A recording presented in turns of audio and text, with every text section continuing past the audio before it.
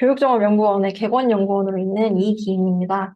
오늘 저는 이제 최근에 발표한 퍼블리시한 논문을 이제 소개를 드리려고 하는데요.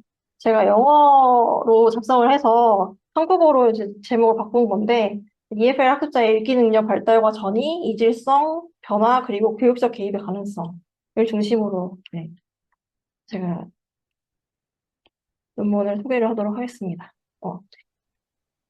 원래 제목은, 영어 제목은 이렇게 되고요. 트랜지셔널 패턴을 저희 L2 학습자들의 읽기 능력에서 발견하는 게 저희 연구의 주된 목적이라고 생각하시면 좋을 것 같습니다. 네.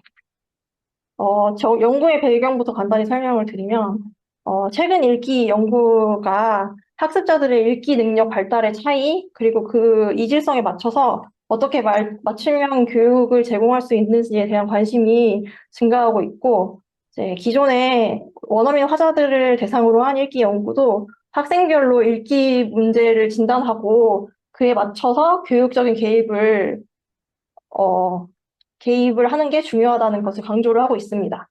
그런데 이제 이 이질성을 파악하기 위해서 사용된 대부분의 방법들이 변인 중심의 접근 방법을 사용을 하고 있어요. 그래서 기존의 연구에서는 회귀 분석이나 뭐 평균 비교 등 단순하게 능숙하고 미숙한 독자들을 구분하는 경우가 많이 있는데요.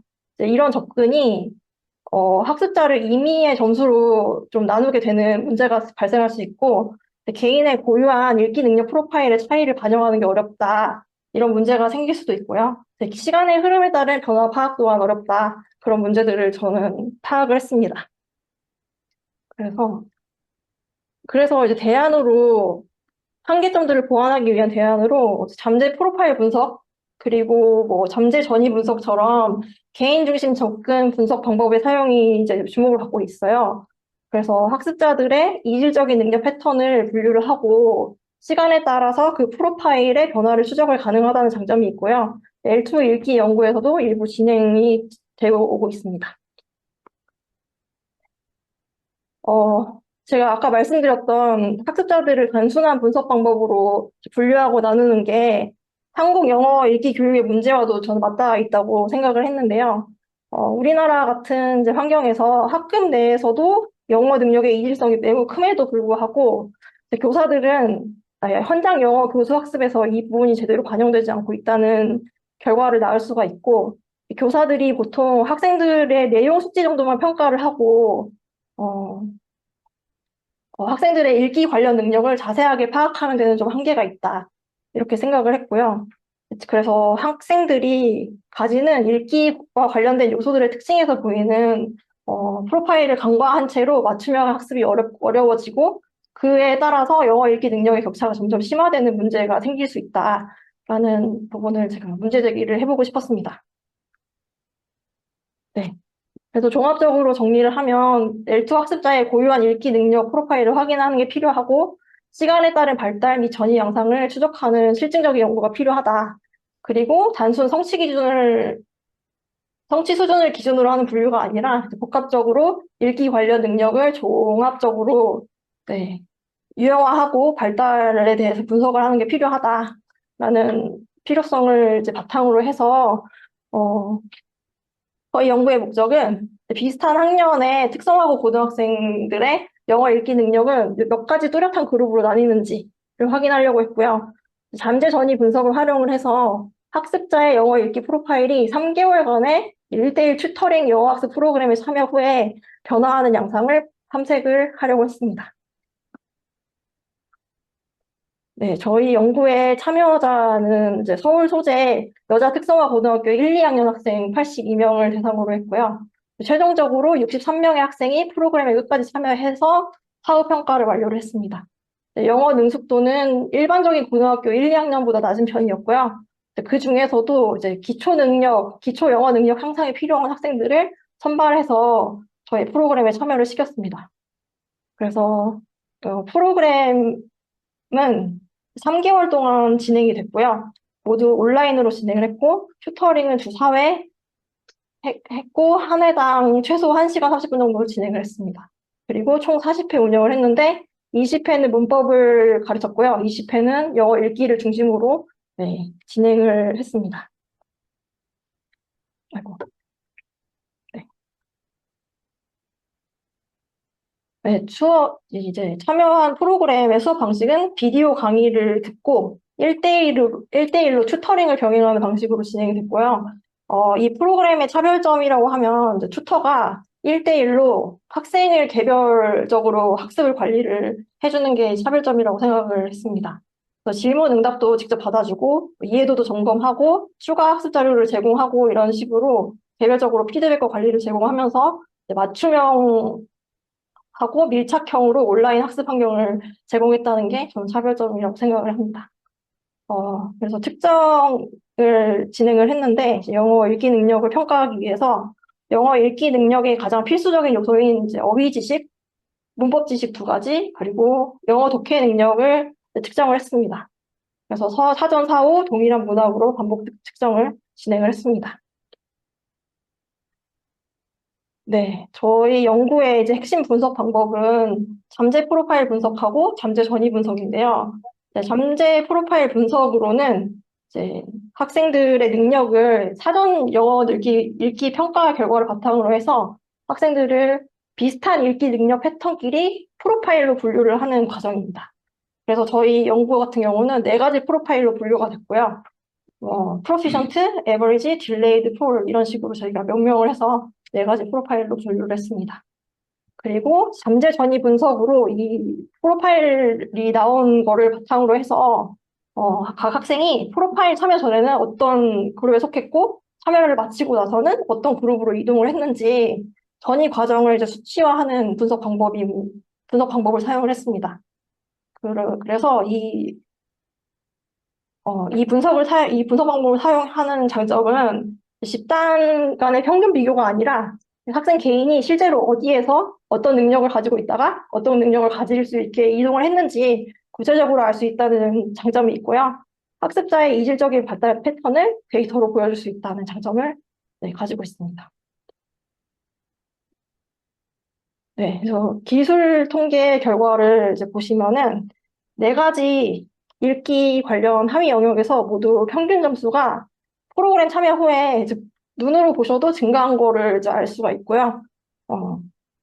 이제 그룹으로 보았을 때도 증가가 있지만 더 자세한 변화를 이제 알기 위해서 저희가 LTA 결과를 이제 같이 보여드리도록 하겠습니다. 네, 처음에 이제 잠재 프로파일 분석을 통해서 4가지 프로파일이 분류가 됐는데요.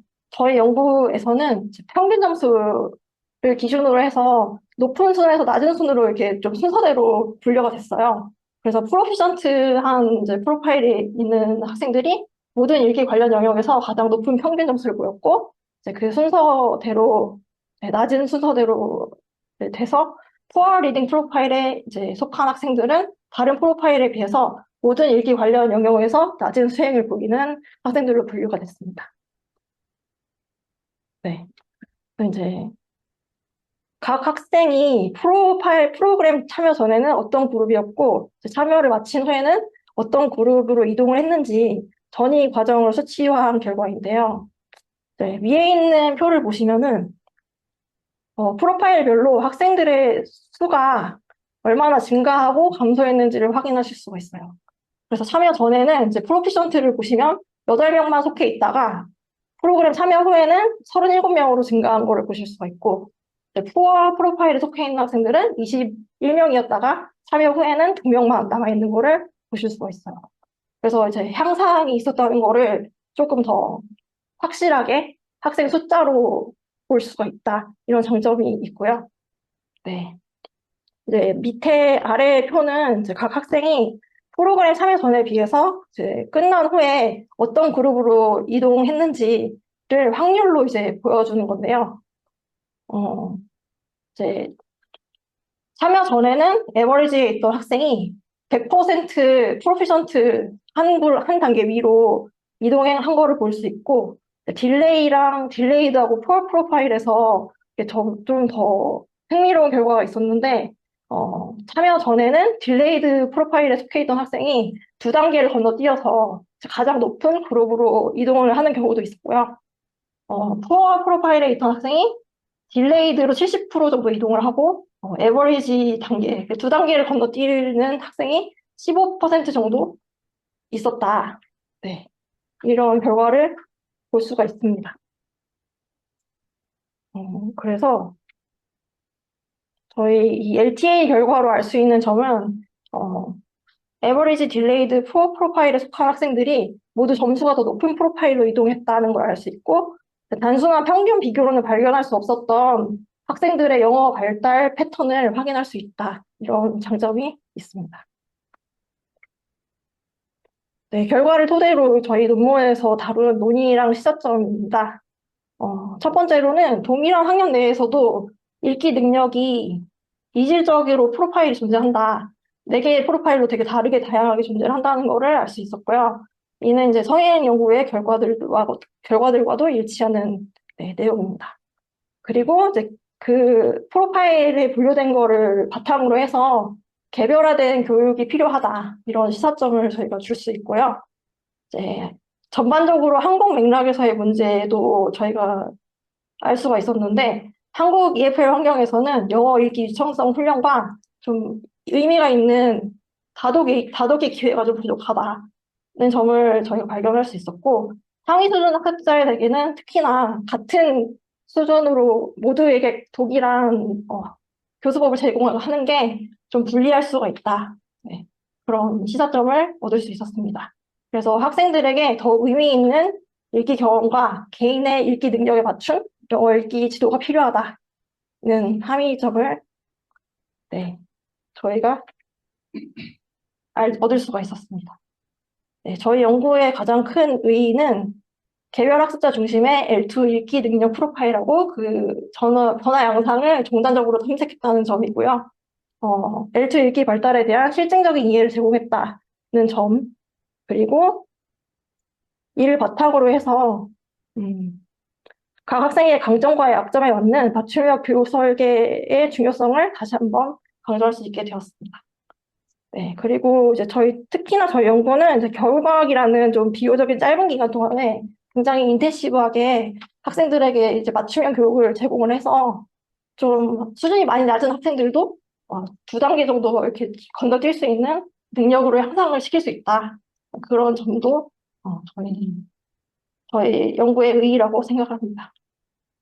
네, 제가 준비한 발표는 여기서 마치도록 하겠습니다. 네, 감사합니다. 네.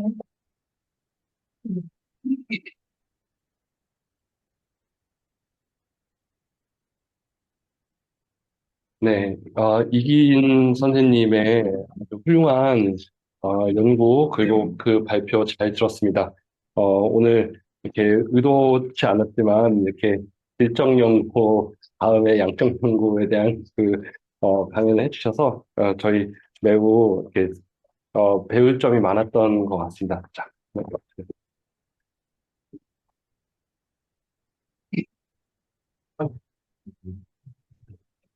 예, 예, 다음, 발표자를 소개하겠습니다. 다음, 발표자분도 최근에 학위를 마치신, 총망받는 학자이시고요.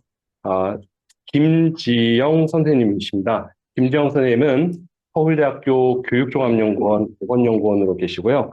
오늘은 수능 영어 독해 교재의 학습용 번역 특성 및 사용자 인식이라는 주제로 강연을 해 주시겠습니다. 박수로 맞아 주십시오. 네, 안녕하십니까. 처음으로 인사드리겠습니다. 저는 올 4월부터 객원 연구원으로 있게 된 김지영입니다. 먼저 소개를 조금 드리면, 저는 여기 이제 사범대 영어교육과 학부를 졸업했고, 그리고 얼마 전에, 이화여대 통번역대학원에서 박사 과정을 올 2월 졸업했습니다. 제 연구 관심 분야는 외국어 교육, 그중에서도 독해 교육에 활용되는 번역문입니다. 오늘 발표에서는 간단히 박사 논문 내용에 대해서 소개를 드리겠습니다. 이제 제가 분석한 EBS 수능 연계 교재가 생소하실 수도 있어서 먼저 소개를 좀 드리겠습니다. 이 수능 영어 시험에 50%가 매년 EBS 연계 교재 지문에서 출제가 됩니다. 그래서 영어의 경우에는 그 연계 교재가 이제 보시는 바와 같이 3종의 독해 교재, 그리고 듣기 교재가 하나 따로 있고요. 그래서 총 4종이 매년 2회 나누어서 출간이 되고 있습니다. 이게 이제 영어 문제가 총 45문제인데요. 그중에서 독해 문제가 62%나 되기 때문에 사실상 대입을 준비하는 고등학생이 이 교재를 모두 사용한다고 봐도 무방할 정도의 영향력을 가지고 있습니다. 그래서 이렇게 영어 지문과 번역문을 사용한 영어에서 한국어 해석 방식의 번역이 고등학교에서 일반적인 독해 학습의 형태라고 볼 수 있습니다. 근데 그럼에도 이제 관련 연구가 상당히 미진한 상황입니다. 이 오른쪽 하단에 보시면 EBS 연계 교재 번역문의 어떤 전형적인 한글 번역 문장인데요. 이제 한번 훑어봐 주시면 아마 이제 이 문장이 되게 매끄럽고 자연스럽다라는 느낌을 받으시기는 아마 어려우실 것 같습니다. 이게 되게 전형적인 교재 번역문의 어떤 번역들인데요. 그래서 이런 특성을 가지고 있는 것은 아무래도 그 EBS에서 직접 번역 주체들에게 제공하는 번역 지침에서 비롯된 것으로 보입니다. 제가 EBS에서 직접 공유받은 번역 지침 전문인데요. 우선은 EBS에서는 영문 구조가 충실히 반영된 직역을 원칙으로 한다는 걸 대원칙으로 삼고 있고, 궁극적으로는 독해 학습에 효율적으로 활용될 수 있도록 한다는 목표를 제시를 하고 있습니다. 그래서 저는 이제 이런 의문이 먼저 들었는데, 이 전문 통번역사 입장에서 봤을 때 번역이 왜 이렇지? 다 이런가? 이유가 있을 텐데, 그리고 학교 현장에서도 이 번역에 대해서 어떻게 생각하고 있을까? 그리고 이렇게 지침에서 명시된 대로 학습에 효율적으로 활용되고 있는 것일까? 이제 이런 문제의식에서 시작이 돼서 이것을 고찰하기 위해서는 먼저 이 EBS 교재 번역문의 언어적 특성, 그리고 사용자의 활용 양상과 인식, 기대 등을 고찰을 해야 되는 것이 선행돼야 한다고 생각을 했습니다. 그래서 연구 개요는 보시는 바와 같습니다. 이제 EBS 수능 연계 교재의 원문과 번역문의 병렬 코퍼스를 먼저 구축을 하고 그에 상응하는 비교 코퍼스를 구축해 정량 분석했고, 또 교재 번역문을 사용하는 학습자와 교사를 대상으로 설문조사 그리고 면접조사를 수행했습니다. 그럼 텍스트 분석부터 간단히 소개해 드리겠습니다. 제가 분석한 코퍼스는 보시는 바와 같습니다.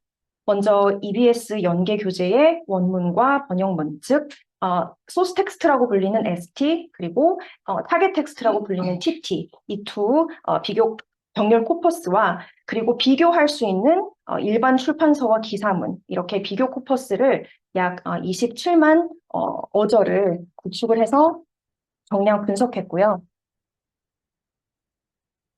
그래서 이 양 코퍼스 그룹 간에 EBS 교재가 어떤 고유한 언어적 특성을 가지고 있는지 보고자 했습니다. 영국 코퍼스로는 우선은 EBS 공식 수능 연계 교재 4권을 분석 대상으로 선정해서 각 교재마다 100개 문항의 ST, TT 텍스트를 추출했고, 비교 코퍼스는 내용과 형식 그리고 난이도 측면에서 EBS 교재 지문과 최대한 유사한 텍스트를 선별하고자 했습니다. 이제 2차 수집을 하는 과정에서 이제 난이도로 EBS 교재의 영어 지문과 최대한 유사한 난이도의 코퍼스를 선정을 하기 위해서 보시는 이 테라라는 언어 난이도를 측정할 수 있는 툴을 활용을 했습니다. 이 보시는 바와 같이 서사성을 비롯한 6가지 난이도를 측정할 수 있도록 나온 도구여서 다면적으로 영어 텍스트의 난이도를 분석할 수 있는 툴이었습니다. 그래서 이와 같은 과정을 통해서 이것은 이제 제가 비교 코퍼스로 구축한 일반 서적과 그리고 기사문의 종류이고요. 그리고 최종적으로 이제 2번의 선별 과정을 거쳐서 최종적으로 분석 대상 코퍼스를 보시는 바와 같이 구축을 했습니다. 분석 항목은 단순화와 명시와 이런 현상이 각 코퍼스 그룹에서 어떻게 달리 나타나는지를 보려고 했는데요. 이제 단순화와 명시화는 번역 보편소라는 가설 중에 2가지에 속하는 것입니다. 이제 번역 보편소라는 것은 이제 번역문이 공통적으로 가지고 있는 언어적인 특성을 일컫는 용어인데요. 그중에서 이제 단순화는 문장 길이나 분할처럼 문장을 최대한 번역을 할 때 간결하게 끊어서 번역을 하는 경향이 있다. 그리고 명시와 같은 경우는 문장 간의 결속성을 더 강화하거나 혹은 논리 관계를 더욱더 강조하기 위해서 번역 주체가 번역하는 과정에서 이러한 문장 구조들을 더 많이 씀으로써 더욱 글의 명시화, 즉 추상적인 표현보다는 더욱더 명시화된 표현들을 많이 쓰더라 하는 가설입니다. 그래서 이 두 가지 현상이 EBS 교재에서는 어떻게 나타나는지 일반 번역과 비교를 해보고자 한 것입니다. 네, 결과를 소개해 드리겠습니다. 우선은 구문 단위의 문장 길이와 그리고 문장을 끊어서 번역하는 문장 분할의 양상은 EBS 번역문에서는 지양되었고, 이제 ST의 영어 지문의 문장 단위를 유지하려는 경향을 보였습니다. 그리고 어휘 다양성 측면에서는 EBS 교재가 번역될 때 어휘의 응집성이 훨씬 더 낙폭이 컸습니다. 다시 말해서 영어 지문에서는 같은 지칭을 여러 단어로 지칭을 했더라도 번역을 할 때는 학습자의 편의와 이해를 위해서 같은 한국어 단어로 번역한, 즉 어휘 다양성을 최대한 낮춘 그런 전략이 발견됐습니다. 명시와 같은 경우는 이제 그리고와 하지만 같은 고빈도 접속 부사, 그리고 지시 표현, 이유, 원인, 구문, 이렇게 보통 번역문에서 많이 쓰인다고 알려져 있는 이런 어휘들이나 표현들이 EBS 교재 번역문에선 상대적으로 적게 쓰였고요. 일반 번역문에서는 원문에는 없는 때문부로, 그리고 뭐 이런, 그런, 저런과 같은 지시 표현들이 월등하게 많이 쓰이는 걸 관찰할 수 있었습니다. 반대로 피동사동 표현은 예를 들면 뭐뭐에 의해서라는 by, 수동태를 그대로 사물 주어를 수동태 구문으로 그대로 번역하는 소위 번역투라고 불리는 그런 원문의 통사적인 구조를 그대로 갖다가 쓴 그런 번역투와 비슷한 그 번역 양상이 EBS 교재 번역문에서 더 많이 발견되는 것을 알 수 있었습니다. 그래서 텍스트 분석 결과 EBS 교재 번역문은 번역 보편소 단순화와 명시화 전략이 대체로 지향되고 있었고, 이제 원문에 충실한 번역 양상을 보여주고 있었는데요. 이건 이제 ST의 구조를 최대한 따라서 직역할 것을 요구하는 EBS의 번역 지침과 일정 부분 부합한다고 볼 수 있습니다. 그럼 이러한 언어적 특성에 대해서 교실 현장에서는 어떻게 인식을 하고 있는지 알아보기 위해서 설문과 면접을 수행했습니다. 설문은 보시는 바와 같이 이제 번역문을 어떻게 참고하는지, 그리고 특징과 효과에 대해서 어떻게 인식하고 있으며 어떠한 번역문에 대한 희망 사항이 있는지에 대해서 조사를 했습니다.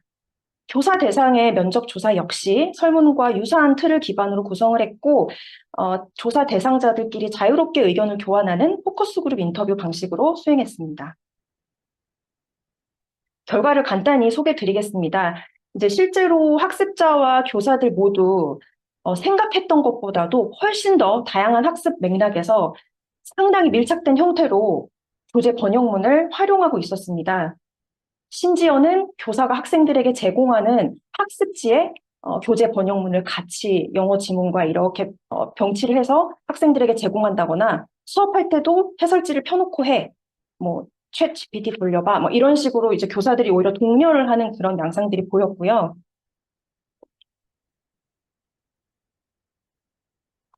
이 교재 번역문의 어떤 그 특징과 효과에 대한 인식은 우선 두 집단이 공통적으로 긍정적으로 인식한 것은 어휘 난이도와 그리고 영어 어휘력 향상에 대한 긍정적인 인식이었습니다. 그런데 반대로 제가 제시한 이 명료성을 비롯한 5가지 특성 항목에 대해서 학습자들은 번역의 명료성에 대해서 아주 부정적인 인식을 보였습니다. 면접에서 교사들 또한 한국어 해설이 명료하지가 않고 이해하기가 힘들어서 수업 시간에 좀 어려움이 있다라는 토로를 많이 했고요. 그렇다면 이제 이런 번역문을 참고했을 때 독해학습에서 얻는 효과에 대해서 물어봤을 때 교사에 비해서 학습자들이 조금 더 두드러지는 응답 양상을 보였습니다. 이제 학습자 집단은 영어 어휘력 그리고 수능 영어 성적 향상 효과를 제외한 나머지 교과 항목, 예를 들면 뭐 독해 실력이라든지 문법 실력, 논리력 및 추론 능력 향상 이런 항목에 대해서는 교사 집단에 비해서 상당히 부정적인 응답 경향을 보였습니다. 마지막으로 학습자와 교사가 이제 공통적으로 가지고 있는 번역문에 대해서 가지고 있는 기대는 자연스러운 해석이었는데 이제 설문조사에서 학습자들은 전반적으로 ST 지향적인, 그러니까 원문 지향적인, 그 교사들은 번역문 지향적인 번역문을 선호하는 경향을 보였습니다.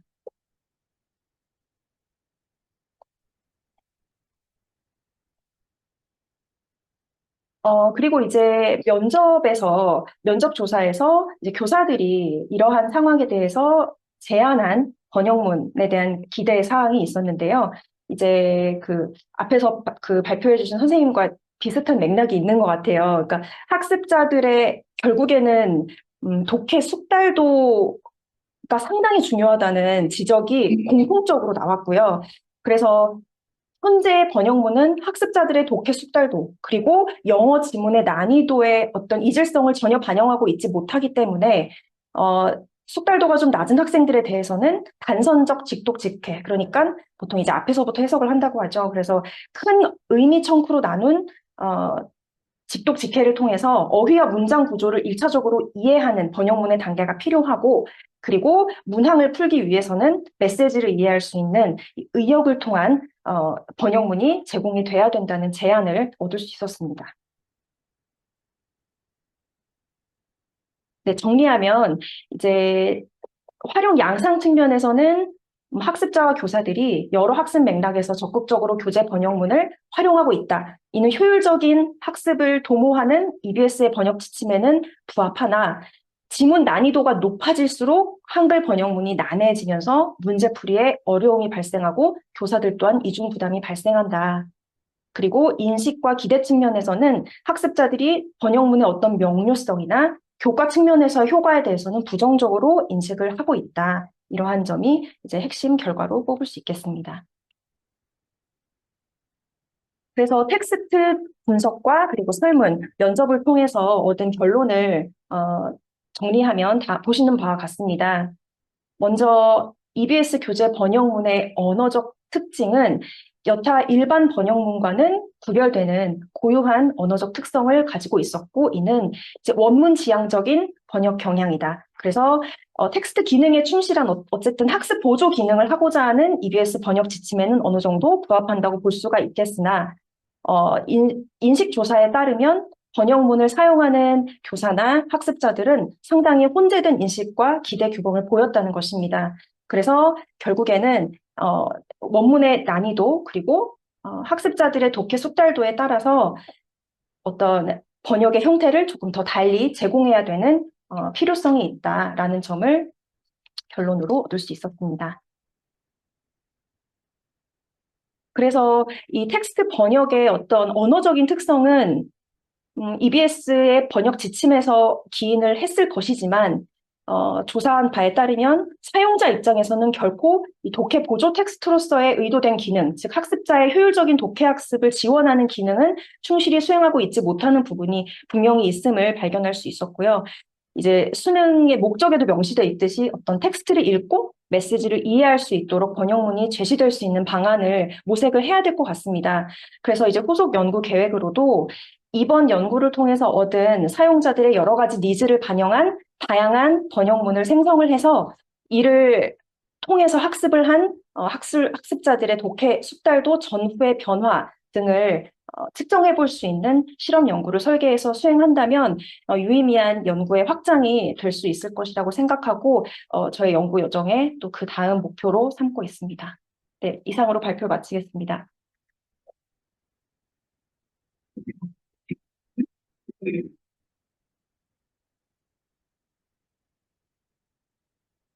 네, 김지영 선생님의 훌륭한 발표 잘 들었습니다. 매우 중요한 부분인데, 지금까지 이렇게 많은 선행 연구가 없었던 것 같은데, 중요한 지점들을 지적해 주셔서 아마 이 발표를 들으시는 분들께 많은 어떤 중요한 지점들을 알려주셨을 것 같습니다. 네, 오늘 지금 세 번째 세션 언어교육에서 발표해 주신 정진경 교수님과 이기인 선생님, 김재영 선생님의 발표와 관련하여 궁금하신 점이나 아니면은 하실 말씀 있으시면은 자유롭게 이렇게 어, 말씀을 해주시면 그 발표자분들께서 질문에 답을 해드리겠습니다.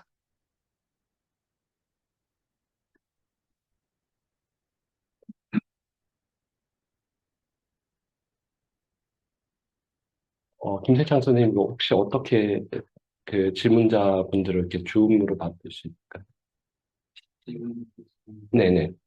채팅, 바로 지금 다 듣고 계신 거죠? 네네. 어, 네. 여기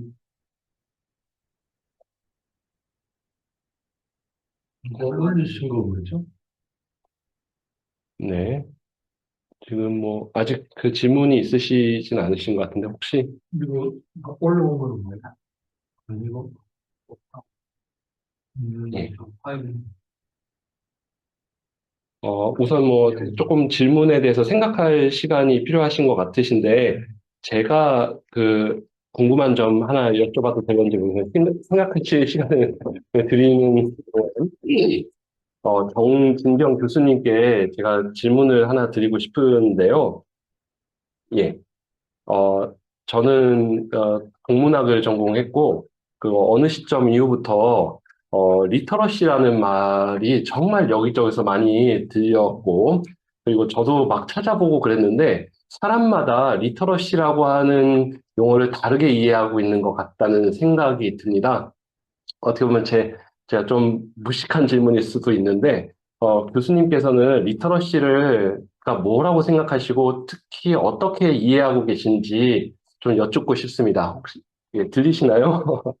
아, 네. 정말 좋은 질문 해주셔서 감사합니다. 저도 사실 리터러시가 뭔지 그 고민 많이 했거든요. 지금도 사실 많이 하는데, 제가 여기 저는 이제 석박사 수업을 하는데 여기서 보통 그때도 이제 리터러시가 어떤 의미인지 생각해 보라는 질문을 굉장히 많이 던지거든요. 저희 박사생들한테도. 그래서 이제 제가 정의하는 거는 저는 이제 미닝 메이킹이라고 봐요, 리터러시를. 그래서 어떤 의미를 만들어가는 과정이라고 생각하고, 그래서 어떤 분한테 물으면 제가 아까 말씀드렸던 것 같이 뭐 리터러시가 뭐냐면 뭐 에브리띵 뭐 이렇게 얘기하기도 하거든요. 근데 이제 한국 분들은 이제 이게 약간 뭐 미국에서 하는 영어 교육 아니냐. 그래서 한국어로 치면 이거 국어 교육 아니냐 이렇게 말씀하시는 분도 있고, 근데 또 리터러시 굉장히 브로드하거든요, 정말. 그래서 이것저것 다 포함할 수가 있는데, 어떤 분은 학자 중에 뭐 제임스 이런 분은 스피킹이나 그러니까 말하고 이런 것도 하나의 리터러시라고 보는 분도 있고, 그래서 굉장히 제가 봤을 때는 저는 이제 소시오 컬처럴 사회문화적 관점을 쓰니까 제 기준으로는 의미를 만들어가는 그래서 뭐 읽기를 통해서 아니면 쓰기를 통해서 아니면 뭐 정체성에 관련된 것들 그래서 학생이나 뭐 우리가 이렇게 어떤 뭐 읽기나 뭐 쓰기를 통해서 의미를 만들어가는 과정이다. 저는 그렇게 보고요. 근데 이제 뭐 학자나 뭐 개인 분들이 다 다르게 정의할 수 있는 게 맞는 것 같아요. 그래서 관점을 쓰느냐에 따라서 리터러시가 달라질 수 있거든요. 그래서 예를 들어서 뭐 옛날에 뭐 트레디셔널 그 옛날 관점을 쓰면은 커그니티브 관점을 쓰면 정말 뭐 글을 쓸 수 있느냐 읽을 수 있느냐, 뭐 스펠링 같은 거 이런 관점이 있다면 이제 사회문화적 관점을 쓰면 이걸 토대로 어떻게 우리가 세상을 읽느냐. 그래서 뭐 프레이어 같은 사람, 뭐 파울로 프레이어 뭐 그분 연구도 많이 쓰잖아요. 그래서 뭐 이 세상을 어떻게 읽고 어떻게 해석하느냐 그렇게 넓게도 볼 수 있는 것 같아요. 네, 감사드립니다. 예, 잘 몰랐는데, 그래도 교수님 답변을 듣고, 예, 대충 이제 감이 오고, 그 개념이 잡히는 것 같습니다. 정말 감사합니다. 혹시, 여기 자리에 계신 분들 중에서 질문 있으신 분 있으면 자유롭게 얘기해 주세요. 예, 원장님 말씀해 주시죠. 예. 여기 정경 선생님 그 이전에는 뭐 요즘 제가 듣기로는 이전에는 ESL 뭐 이렇게 EFL 이런 용어들로 학과 이름이 많이 이제 프로그램에 그 이름들이 많이 나왔었는데 최근에는 다들 이주민을 위한 영어 그 교육이 그런 프로그램들이 미국에서는 다 리트러시로 많이 바뀌었다고 그런 추세라고 했는데 그게 맞나요? 아, 네, 맞습니다. 왜냐하면 리터러시가 사실 그러니까 한국에서는 뭐 영어 교육, 국어 교육 이렇게 따지지만 리터러시는 이제 미국에서는 다양한 언어를 쓰는 사람이 다 섞여 있잖아요. 네, 그래서 그 리터러시 안에 뭐 이미그랜트를 하는 사람도 있고 잉글리시 러너스 뭐 이렇게 하는 사람도 있고 뭐 다 포함되는 걸로 되게 포괄적으로 다 쓰이고 있어요. 그래서 보통은 리터러시 학과로 쓰는 데도 있고 랭귀지 앤 리터러시 이렇게 해서 랭귀지를 강조해 주는 것도 있고 뭐 멀타링구얼 하는 분 아니면 뭐 링기스칼리 뭐 컬처럴리 다이버스한 사람들을 위한 교육 이렇게 하는 부분도 있고 리터러시가 그래서 큰 그 엄브렐라 역할을 하는 그걸로 많이 사용하시는 것 같아요. 그래서 보통은 리터러시로 많이 들어가 있습니다. 아니면 뭐 리터러시 컬처 이렇게 과 이름이 돼 있는 경우도 많고 그래서 제가 박사한 곳은 리딩 라이팅 리터러시였는데 뭐 리터러시 컬처 인터내셔널 에듀케이션을 바꿨다가 또 최근에 리터러시 스터디즈를 완전히 바꿨거든요. 그리고 지금 네, 제가 일하는 곳은 리터러시, 랭귀지, 다이버시티 그리고 리터러시 에듀케이션 이렇게 쓰고 있어요. 네, 네.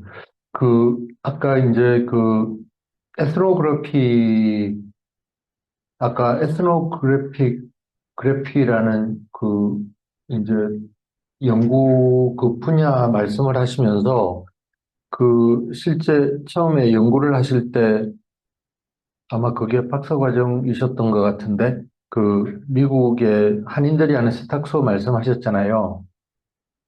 어, 그래서 거기서 굉장히 포멀 에듀케이션 이외에 이제 포멀 에듀케이션이 아니라 실제 직업 현장에서 이분들이 영어를 습득하게 되는 한국 이민자들이 영어를 습득하게 되는 경우를 보는데 저는 이게 독일에서도 예를 들어서 터키계 사람들이 이제 그런 어떤 가게나 특정 직업 그런 환경에 제한되어 가지고 독일어를 이제 습득하는 경우하고 이제 두 개를 좀 연결시켜서 좀 생각을 하게 되는데 아까 그분들의 어떤 여러 가지 리트러시가 뭐라 그러죠? 개선된다고 할까? 아니면 언어 습득, 언어 문화 습득에 있어서 아까 그분들의 고유한 정확한 아까 말씀하신 내용은 기억이 나지 않는데, 그쪽 연구를 하면서 뭔가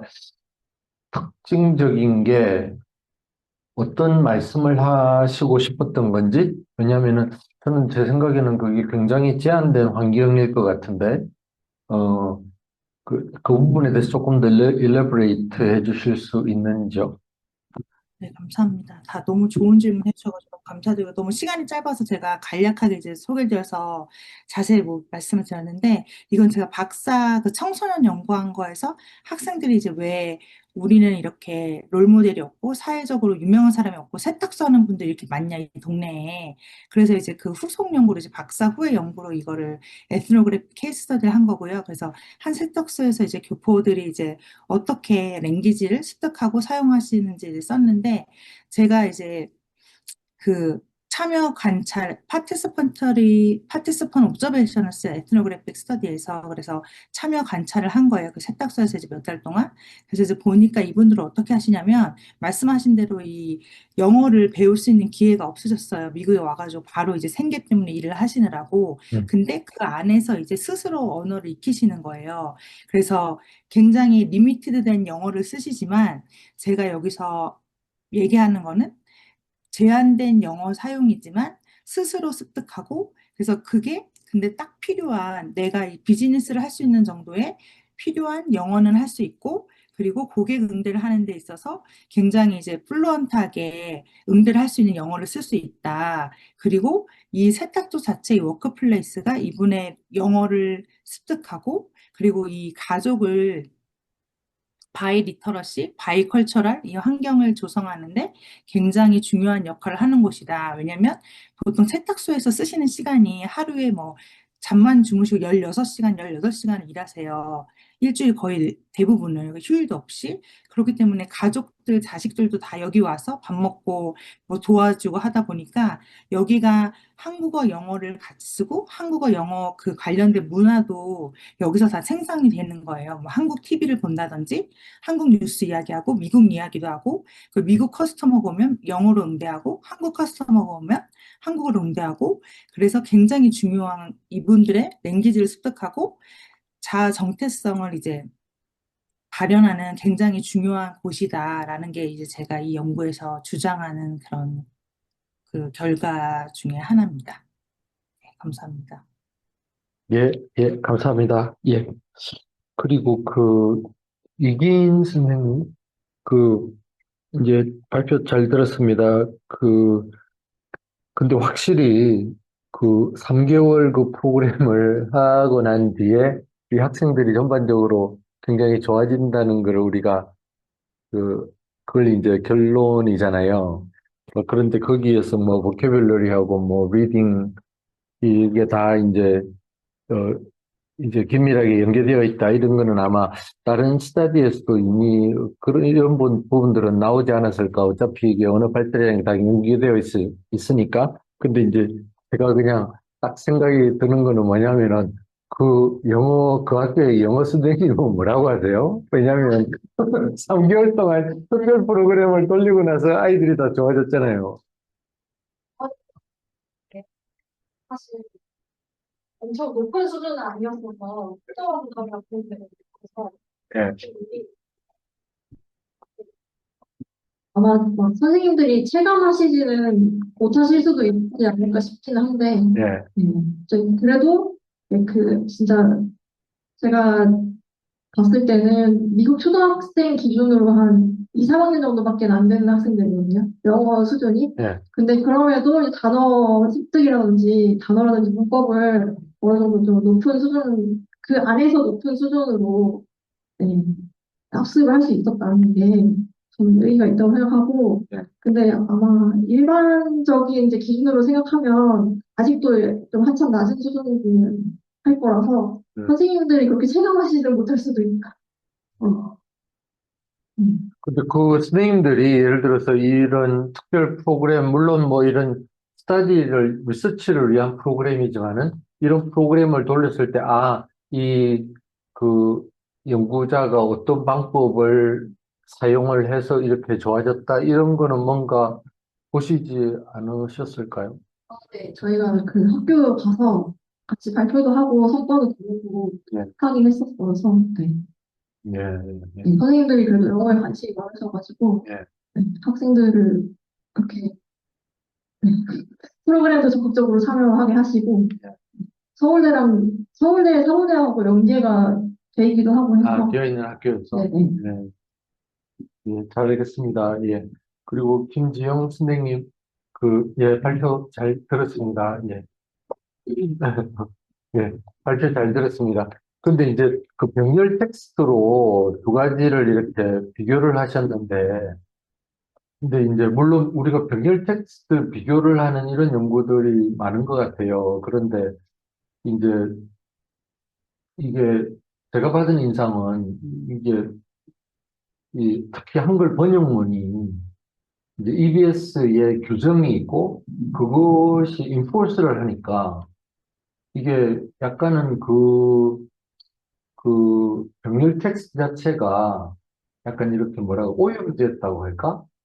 왜냐하면 우리가 보통 텍스트 두 개를 이렇게 비교를 할 때는 자연스럽게 아무런 의도 없이 번역이 된 두 가지를 놓고서 이렇게 뭐 비교나 대조 분석을 했을 때, 왜냐하면 양쪽이 다 오염이 안 되어 있는 상황이기 때문에 어떤 의도가 들어가지 않았잖아요. 그래서 이제 이미 이렇게 인포스가 되었고 뭔가 노멀티브한 가이드라인이 이미 제시되어 있는 상태에서 이 비교를 해버리면은 어느 정도 그게 예상을 이미 사람들이 하지 않나요? 약간은 이런 원문에 충실한, 소스 텍스트에 충실한 타깃 랭귀지 번역이 되었기 때문에. 예. 근데 그런 문제들은 이미 어느 정도 예상을 하고 있을 것 같은데. 예. 네, 그 말씀해 주신 부분이 어, 맞는 말씀이십니다. 이제 실제로 그 번역 지침이 주어지면 그 현장에 있는 교사들이 번역을 하고요. 그리고 점수자, 네, 감수하는 그렇죠. 분들이 들어가서 네. 그 지침에 맞는지 사실상 말씀하신 대로 인포스가 되는 예. 그런 건데요. 근데 사실 이제 그 일반 우리가 엽서를 통해서 접하는 한글 번역 엽서 같은 경우는 되게 자유롭게 자연스럽게 어떤 그런 외부의 힘이 없이 번역이 되었을 거라고 생각할 수도 있지만 이제 번역 브리프라고 해서 사실 그렇게 번역 지침에서 자유로운 번역이라는 것이 사실 존재하기는 어려운 것 같기는 합니다. 그래서 어떤 전문 번역사들도 번역을 할 때는 항상 어느 정도 그 번역을 요구하는, 그 번역을 의뢰하는 그 측에서 이러이러한 어떤 방향성을 조금 제시를 해주는 경우가 거의 대부분이고요. 네, 그래서 예측 가능한 당연히 지침이 있기 때문에 예측이 가능하다. 근데 사실 지침이 있다는 것조차 그렇게 알려진 부분이 또 아니기도 하고요. 네, 그래서 그런 부분을 좀 짚어주고 싶었고, 실제로 그 지침에 따라서 번역이 되었고, 그게 예측 가능할지라도, 그렇지만 실제 독해 학습에 있어서는 현장에서는 그것에 대해서 받아들이는 게 그렇게 의도된 지침과는 효과가 다르더라. 그런 문제의식을 제기를 하고 싶었던 게 저의 이제 영어 의도였습니다. 알겠습니다. 고맙습니다. 네.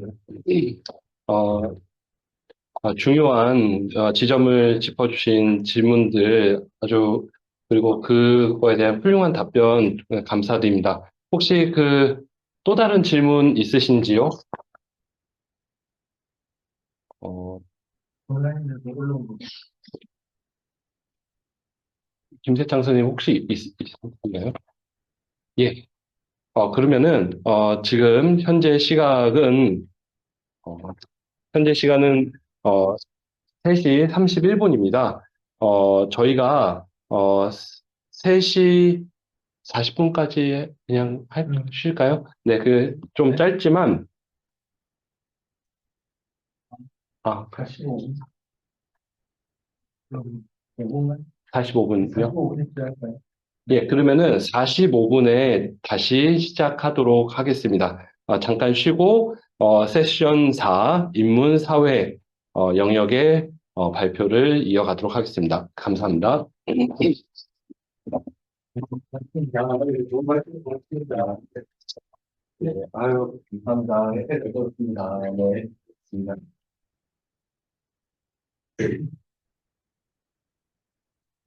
네, 네, 네, 네, 네, 네, 네, 고맙습니다. 네.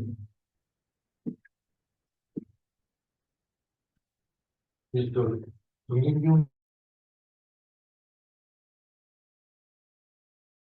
Be presenting on story learning narrative pedagogy as cultural transmission in Jewish education. We sincerely thank him for making the time to be with us today. Mr. Feldman? Thank Mr. you. Feldman? Yeah. Please go ahead when you are ready. I am. So I'm grateful to first Professor Sung for the hospitality over the entire year, as well as to the staff at the center.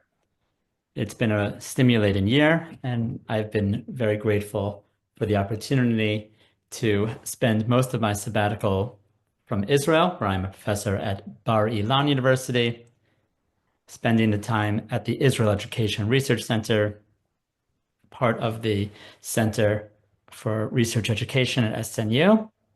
I'll be back next week, and I'm speaking to you, as you just heard, from Israel. My topic is story learning, narrative as pedagogy in Jewish education.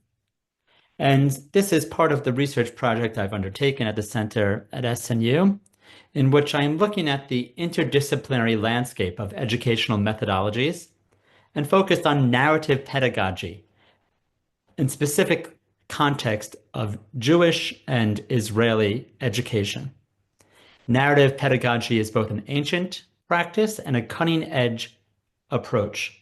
And nowhere is this more evident than in the Jewish educational tradition, in which storytelling has functioned not merely as a method of transmitting knowledge, but as the foundation of identity formation and cultural continuity.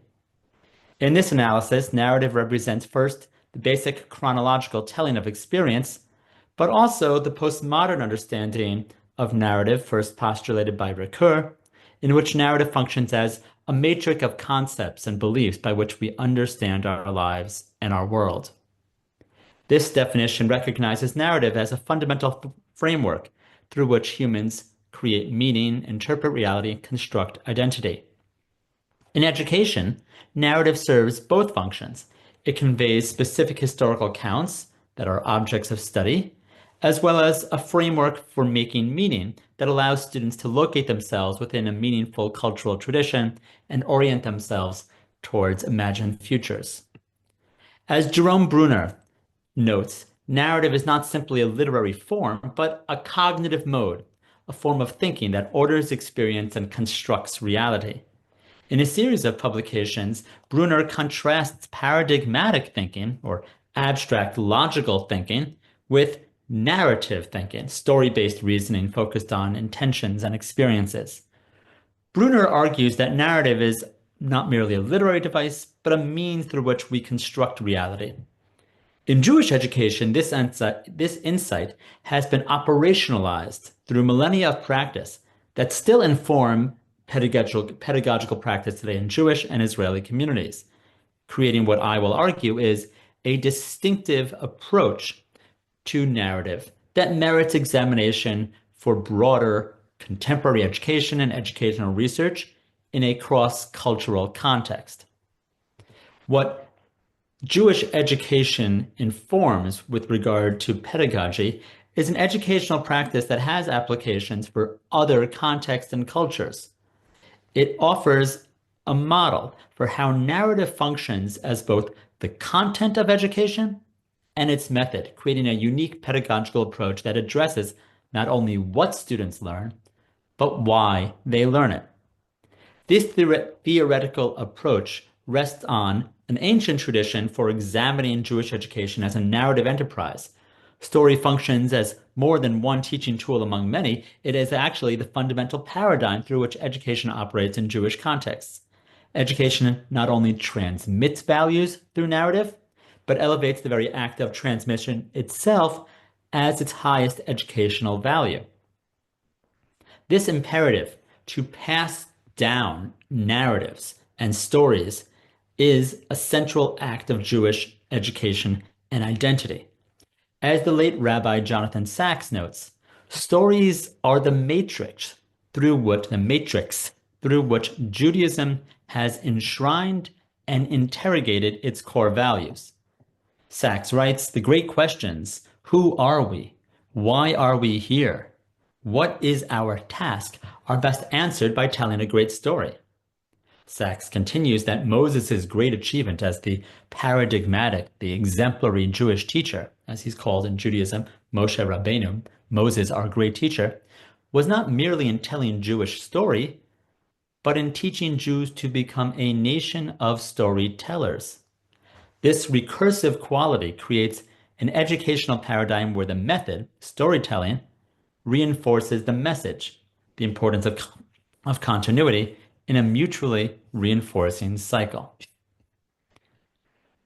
Conceptually, this model rests on a teleological nature of education. The British philosopher Alistair MacIntyre provides a conceptual framework of moral education that helps us understand the connection between narrative and education in a variety of traditions.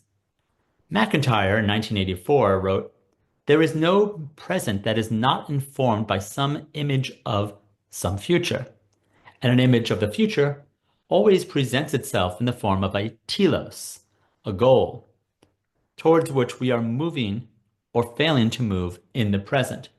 Thus, the narratives that we live out have both an unpredictable and a partially teleological character. This teleological or future goal-oriented orientation illuminates several crucial aspects of education that Jewish pedagogical practice fulfills. For one, education requires a telos. Education cannot be understood or practiced without some conception of its end goal. It is always aimed towards some end, the formation of identity, transmission of values, the continuation of tradition, the acquisition of capacities and skills, all of which feed into the questions of what kind of person are we trying to form from this particular student? What virtues or capacities are we cultivating?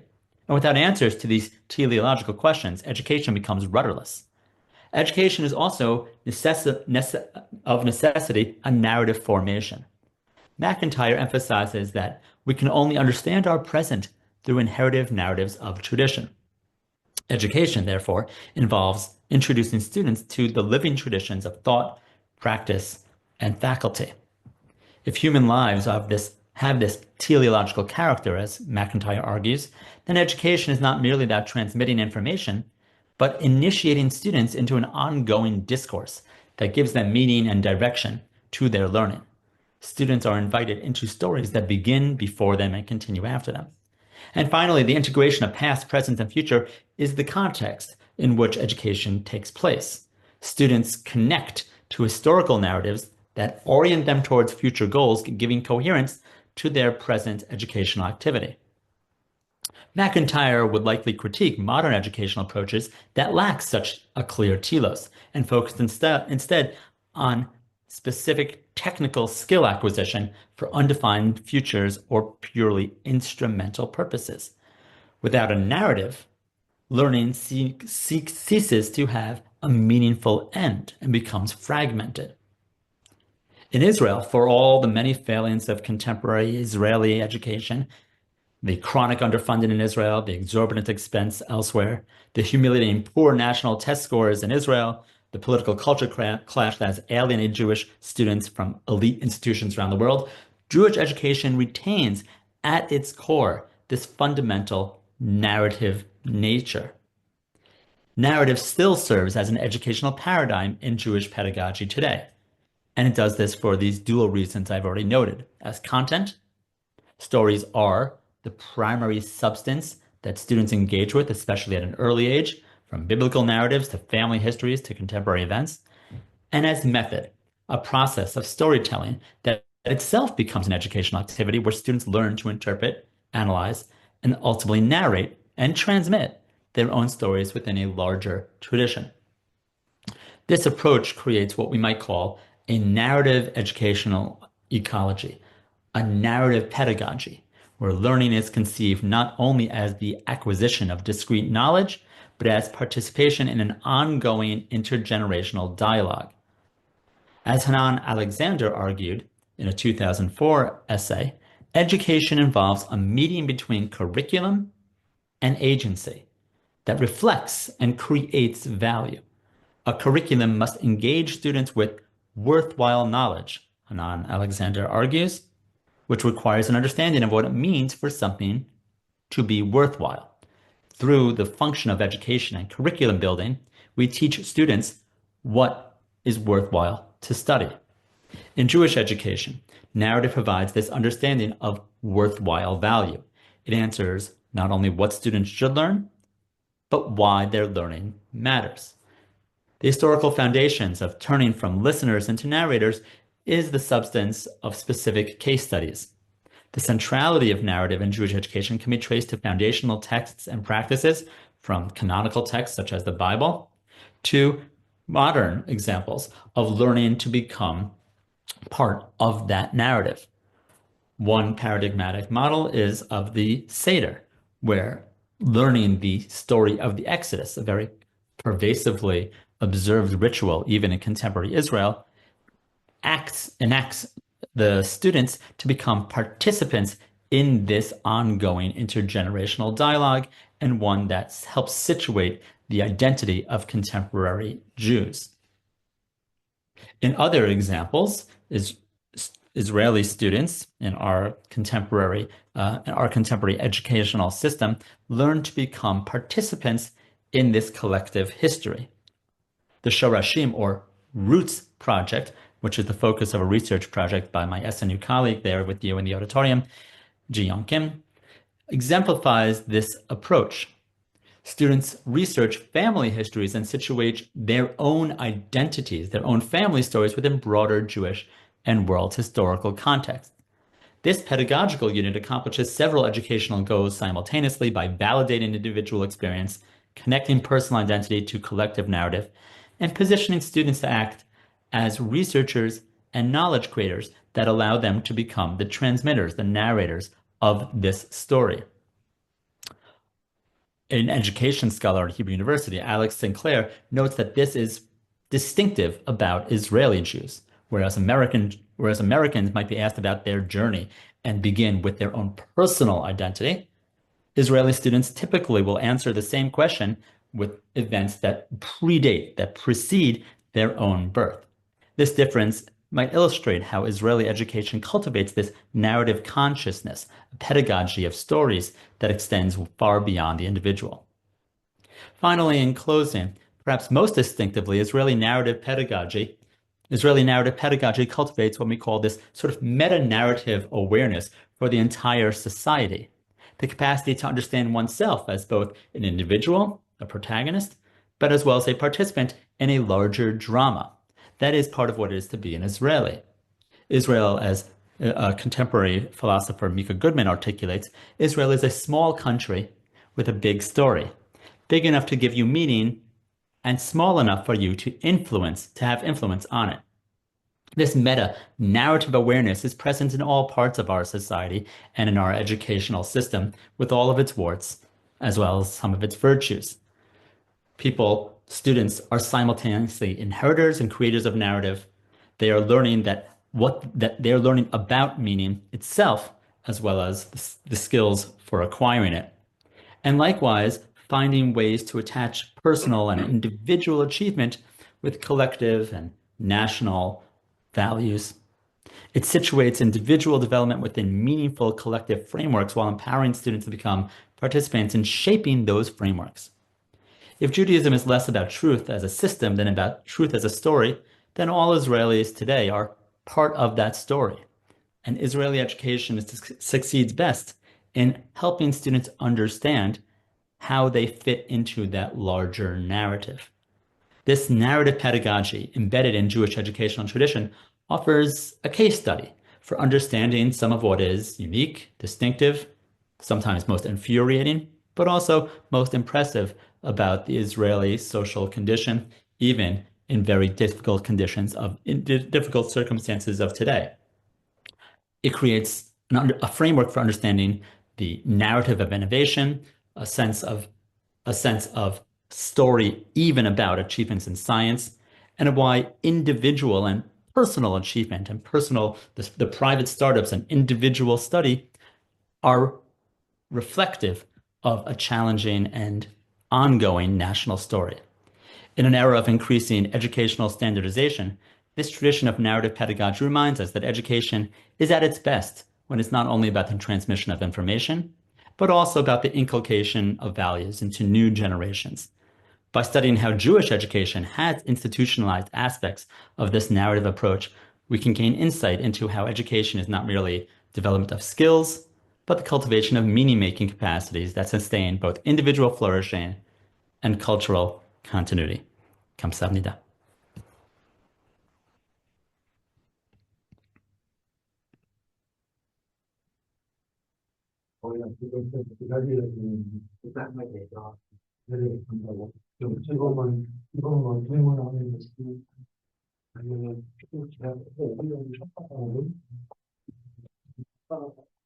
그러면은 그걸 지금 오신다는 거예요. 그러면은 조금만 기다리라고 아니 조금 이야기해야 될 것 같아요. Dr. Feldman, thank you for your lecture. And our next speaker is coming within 5 minutes, and we have to wait. We don't have any other choice. So after two more talks, we will have a wrap-up discussion. Could you wait?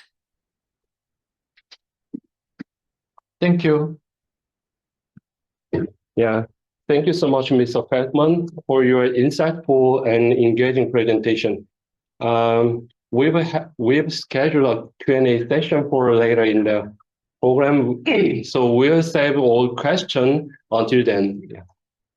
선생님들 그 5분 정도만 이렇게 좀 쉬었다가 다른 이제 두 분의 선생님 발표를 듣고 이제 질의응답 시간을 통합 토론 시간을 갖도록 하겠습니다. 지금 시간은 4시 3분인데요. 4시 10분에 다시 시작하도록 하겠습니다. 네. 네. So, Dr. Feldman, to save some time, maybe you could answer my question later on. But my question would be the relationship between Habruta and this narrative pedagogy. Yes. Well, thank you for the question, Professor Sung. And I should also mention that in our personal dialogue, especially about German study, I've learned a great deal about you, about how to conduct this cross-cultural analysis. I heard it even in the questions you had to the previous session with the Turkish immigrants. Yeah. How to create another perspective is perhaps the crucial insight of Chavruta, that my own intellectual development is forged in contact with someone else's.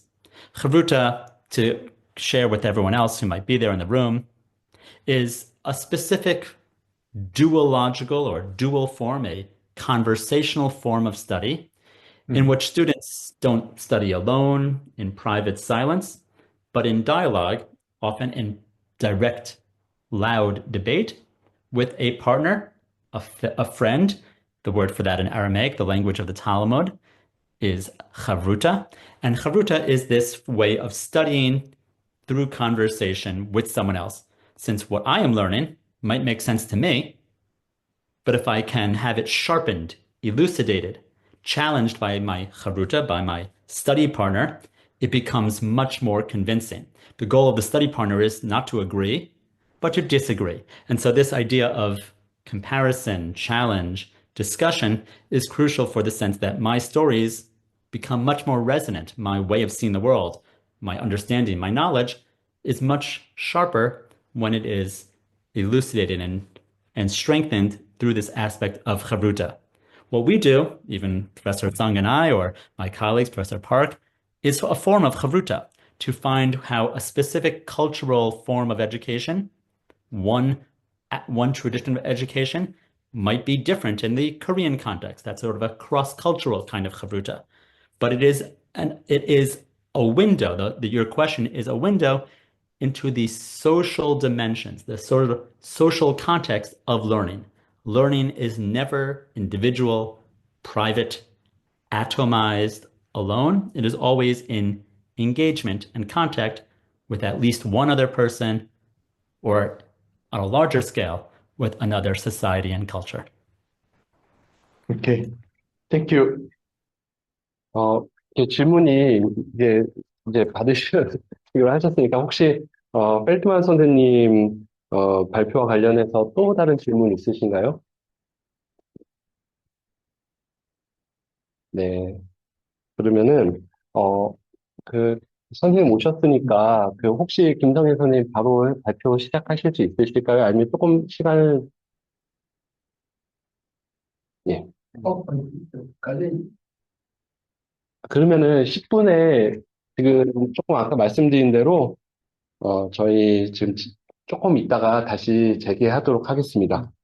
예. Thank you, Mr. Feldman. 안녕하세요. 네. 일하고 막 오늘 정신이 날씨가 좋아서. 네. 오늘 저는 발표에서 translanguaging이라는 그 이론에 입각한 건데 한국어로는 전중심 언어 활용이라는 표현을 쓰더라고요. 그래서 이제 여러 학자들이 이제 그 이론에 대해서 정의를 했는데 그 중에서도 저는 이제 가르시아 앤 리 웨이라는 학자분들의 그 이론을 기반으로 해서 한국어와 영어 이중 언어를 사용하는 1학년 아동, 미국 내에 있는 그러니까 이민 가정 중에서 1학년 아동이 가정 내에서 가정을 기반으로 하는 문해 활동에서 이 전중심 언어 활용, 뭐 트랜스랭귀징에 어떻게 참여하는지 그리고에 대한 질적 연구 사례를 발표하려고 합니다. 그리고 그래서 이 연구는 미국의 이제 영어를 제2 언어 또는 뭐 새롭게 배우는 언어에서 ESL 또는 ENL이라고 하죠. 사용하는 교육 환경에서 수행되었는데 이 연구가 한국의 EFL 컨텍스트에서 영어를 외국어로 사용하는 한국 교육 환경에 어떤 시사점을 주고 있는지에 대해서 이야기하고자 합니다. 연구 배경은 세계화의 흐름에 맞춰서 영어를 제2 언어나 또는 새로운 언어로 배우는 미국에서 영어를 외국어로 배우는 환경 모두 이민자의 수가 증가하고 있고 특별히 이민 아동의 수가 굉장히 많이 증가하고 있는 것은 사실입니다.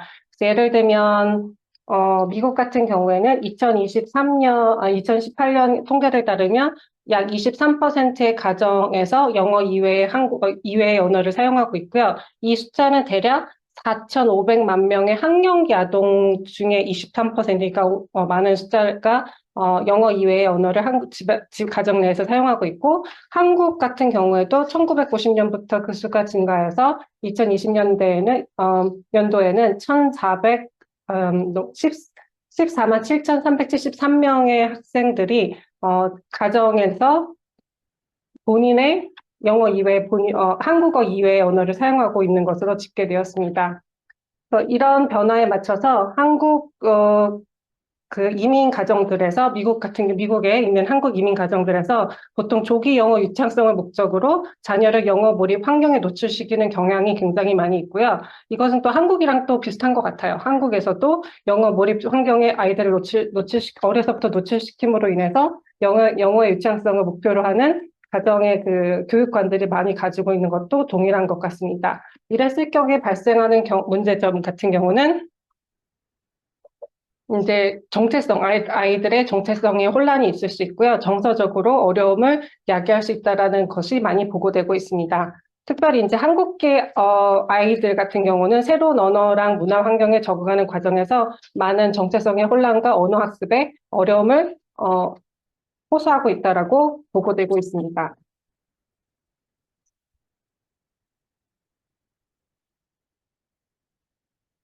한국계 이중언어 아동의 가정 기반 문해 실천 연구의 사례들을 좀 살펴보면요. 초기에는 단일 언어 관점에서 모노글로직이라는 표현을 쓰더라고요. 그래서 모노글로직이라는 단일 언어 관점에서 이루어졌고 이중언어 아동의 언어와 문해 실천이 결핍으로 보여졌습니다. 예를 들어서 한국어와 영어를 섞어 쓴다거나 하는 경우를 이제 아이가 언어 발달이 부족한 경우, 물론 발달 중에 있지만 이것이 결핍으로 여겨져서 영어 환경에선 영어를 사용해야 되기 때문에 한국어를 최대한 사용하지 않고 영어를 잘 발달시킬 수 있는 방법만을 연구하는 경우가 굉장히 많았습니다. 하지만 이제 최근 학자들 같은 경우는 사회문화적인 이론을 기반으로 인해서 전중심 언어 활동이라는 트랜스랭귀징과 같은 역동적인 언어를 사용하는 이론을 가지고 아이들의 그 두 가지 언어가 모두 자산, 아셋으로 간주되는 관점으로 아이들의 언어 사용을 연구하고 있는 중에 있습니다. 이러한 자산 기반 접근법은 아동의 사회적 맥락 속에서 언어와 문해를 어떻게 발달시키는지에 대한 이해를 확장시킬 수 있습니다. 그리고 기존 연구는 교실 중심의 언어 사용에 많이 포커스가 두었는데 그로 인해서 가정 언어 실천과 정체성 형성 간의 관계를 다룬 연구는 다소 부족한 형태에 있습니다. 그리고 이중 언어 연구는 또한 라틴계 커뮤니티 중심으로 많이 이루어져 있고요. 이제 미국 환경 특성상 이런 한국계나 아시아계 미국인 가정에 대한 연구는 상대적으로 또한 소외된 경우가 많습니다. 한국어와 영어, 이중언어 아동의 가정 기반 일상 문해 활동을 다룬 연구는 그리고 굉장히 제한적입니다. 그래서 저의 연구는 이러한 연구 공백을 메우기 위해서 2명의 한국계 미국인 아동의 초기 이중 언어 및 이중 문해 발달을 심층적으로 탐색합니다. 일상 언어 사용 사례를 중심으로 가정 내에서 학습자가 다문화 다언어 환경 내에서 언어와 문해 능력을 키우는 방식을 어떻게 능력을 키우는지에 대해서 살펴보았고요. 이는 이중언어 아동을 지원하려는 교사나 부모, 연구자들에게 교육적인 시사점을 제공할 것이라고 생각합니다. 예, 많은 이론들이 있는데,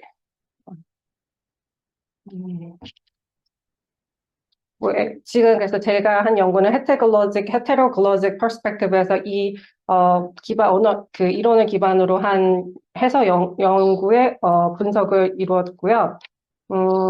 빠르게 넘어갔습니다. 이거는 좀 설명을 드릴게요. 가정 기반 문해 활동을 좀 이야기하고 싶은데요. 가정 기반 문해 활동 같은 경우에 2가지로 보통 이야기합니다. 유아기 경우에 가족 문해 family literacy라는 표현을 쓰고 home literacy environment라는 2가지 표현을 씁니다. 특히나 이제 북미에서는 타일러이라는 사람이 1983년도에 연구해서 Even Start Family Literacy Program이라는 그 정부가 지원하는 프로그램을 통해서 가족 문해 활동 개념이 굉장히 확산되었습니다. 하지만 이제 가족 문해 그것이 나중 맥락에 따라서는 자연스러운 가족 문해 활동 또는 기관 주도 개입 프로그램, 지금 제가 말씀드린 Even Start Family Literacy Program 같은 이런 기관 주도 프로그램이 주도 개입 프로그램을 2가지를 의미할 수 있습니다. 그리고 가정 기반 문해 실천은 아동이 가정에서 비공식적이고 자발적으로 가족과 함께 언어 및 문해 활동을 참여하는 방식을 의미합니다. 그리고 저의 연구에서는 가족 문해 활동이 자연스러운 가족 문해 활동이라는 정의에 입각하여서 연구를 진행하였습니다.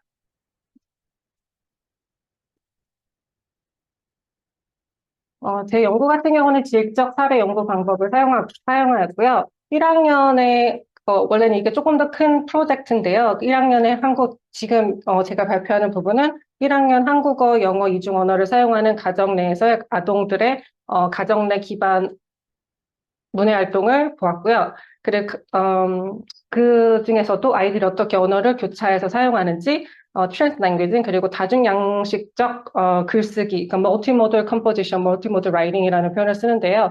이게 한국에서는 이렇게 해석이 되는 것 같더라고요. 그래서 2가지를 중점적으로 보았습니다. 그래서 연구 장소는 중형 규모 미국 도시에 있는 거주하는 소수의 한국계 이중언어 가족들 중에서 2명의 한국어, 영어 이중언어 아동이 초점이고요. 이제 이름은 제가 수도님으로 수도님 뭐죠? 아이의 이름을 바꿔서 익명해서 루안과 카이로 모두 1학년이고요. 루안과 카이로 바꿔서 설명을 드리도록 하겠습니다. 이 친구들은 지역 내에서 영어 국립초등학교에 다니고 있었고요. 제가 연구할 당시에 주말에 이제 한글 학교에 다녔고요. 그래서 한글 학교를 통해서 제가 만난 아이들입니다. 이미 이 아이들과는 6개월 정도 제가 수업을 해서 연구하기 전에 그 여러 가지 친분적이나 부모님에 대한 정보나 이런 것들을 자세하게 알 수 있었고, 그렇게 저는 연구 모집자를 모을 수 있었습니다.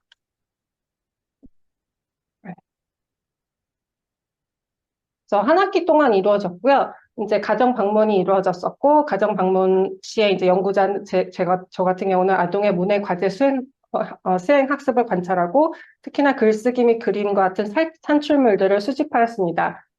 보통 부모님들이 이제 그 한글 학교에서 내주는 과제들을 도와주는 그 과정들을 녹음을 해서 보내주셨고, 이제 제가 방문 시에도 어떤 활동들이 이루어지는지에 대해서 필드 노트, 관찰 노트를 기록한 것들입니다.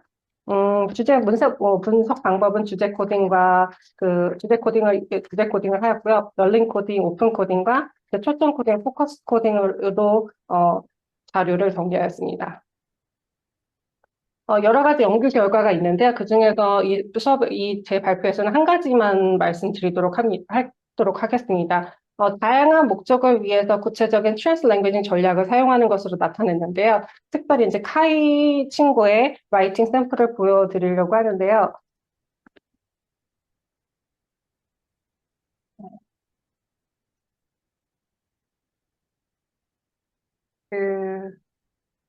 이 친구가 이제 카이거든요. 만든 글쓰기 샘플을 보면은 이제 영어와 한국어를 이제 2개를 교차해서 사용하는 라이팅을 실제로 썼습니다. 이것 같은 경우는 이제 과제가 스포츠 데이라고 해서 스포츠 데이라는 짧은 한글로 된 스토리가 있었고, 그걸 읽고, 이제 서머리 하거나 또는 이야기해보는 그런, 시간 동안에 그런 시간을 가진 다음에 그 후속 작업을 아이가 그 글쓰기를 한 결과물입니다. 그래서 보시면 알겠지만, 뭐, Save the Day 친구들이 쥐입 놀고 있어요. 해서 중간중간에 언어를 이제 두 가지를 이제 섞어 쓰는데, 이제 예전 같은 경우에서 이런 라이팅을 봤을 경우에는, 아이가 영어가 발달이 덜 되었다라는 의미를 받아들여서 영어에 굉장히 포커스한 인스트럭션과 그런 동기부여나 또는 그런 방법을 추구하였고, 그러다 보니까 상대적으로 한국어가 금방 잃어버릴 수밖에 없는 환경에 이제 쉽게 노출될 수밖에 없었는데, 이제 최근 연구의 시각적인 부분에서는 이 아이의 이걸 자세히 들여다보면 이 아이의 특성, 이중언어 학습자들이 가지고 있는 특성들을 볼 수 있다고 합니다. 예를 들어서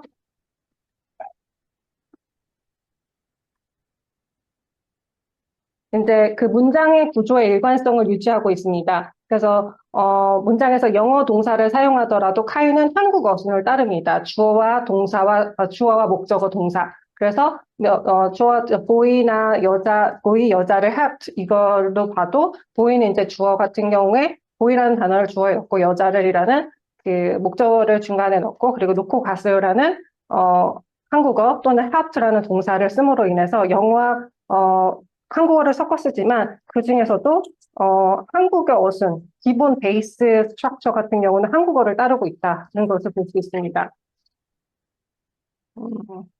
그래서 영어와 한국어를 영어 단어 중에서도 목적어를 동사 앞에 배치하는 한국어식 통사 구조를 유지하고 있다라는 것을 볼 수 있고요. 이러한 언어 간의 통사 구조 정렬, 매핑 같은 경우는 카이가 언어 간의 구조적 일관성을 유지할 수 있는 능력이 있다라고 볼 수 있고요. 그리고 또한 그의 트랜스랭귀지 실천이 언어 선택이 임의적인 것이 아니라 굉장히 목적 중심이고 펑셔널하다, 그 기능 중심적으로 나타날 수 있다라고 볼 수 있습니다.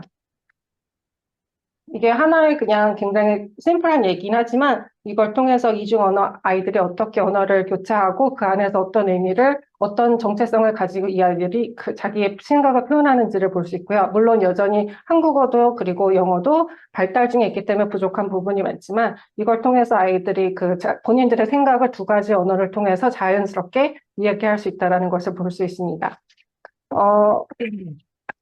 이를 통해서 이제 교육적 시사점은요, 가정과 학교를 잇는 문의 파트너십을 볼 수 있는데요. 본 연구에서 분석된 이중언어 글쓰기는 가정에서 보호자의 지원하에 이루어졌고요. 이런 활동이 가정 문의 실천이 단순한 배경 요소가 아니라 이중언어 문의 발달에 적극 기여함을 보여줄 수 있습니다.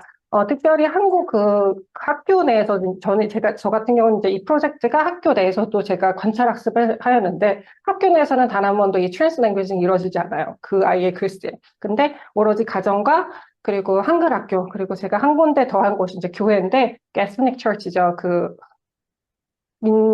한국인 교회들. 그래서 그것들 같은 경우는 전부 다 그 한국어와 영어를 동시에 다 사용하는 곳이기 때문에 그 환경 내에서는 소위 말해서 트랜스랭귀지 스페이스 같은 경우는 이 아이가 두 가지 언어를 다 이렇게 스피킹, 말하는 거와 라이팅에서 보여줍니다. 자연스럽게. 하지만 그 학교 내에서는 이 트랜스랭귀지를 전혀 찾아볼 수 없습니다. 이걸 통해서 알 수 있는 것은 교육자들에게 이야기할 수 있는 것은 이중 언어 학생들에게 이런 트랜스랭귀지 스페이스 자연스럽게 두 가지 언어를 사용할 수 있는 공간을 마련해 주었을 적에 이 아이들이 이중 언어 학생들이 훨씬 더 다양한 방법으로 본인의 의견과 생각을 이야기할 수 있다. 이런 공간들과 그런 수업의 그 인스트럭션들이 이루어져야 된다라는 것을 제안하고 있습니다. 결론은 이중언어 학생 아이들이 그 가정문화 활동에서 전중심 언어 활용을 통해서 의미나 정체성 또는 언어 지식을 표현하는 방식을 조명하는 데 있고요. 일반화에는 당연히 한계가 있습니다. 이유는 작은 샘플 사이즈가 있고요. 그리고 특별히 이제, 그 지역적인 한계, 그리고 한국어와 영어라는 두 가지 랭귀지 페어 말고도 다른 쪽으로 다른 언어 페어, 랭귀지 페어들이 있을 수 있는데 거기에는 적용하기에는 일반화의 오류가 좀 있을 수 있습니다. 그리고 또 하나는 가정 이외의 다양한 맥락에서의 언어 활용을 좀 자세히 볼 필요도 있다고 생각합니다. 이렇게 간단하게 저의 연구는 마치도록 하겠습니다.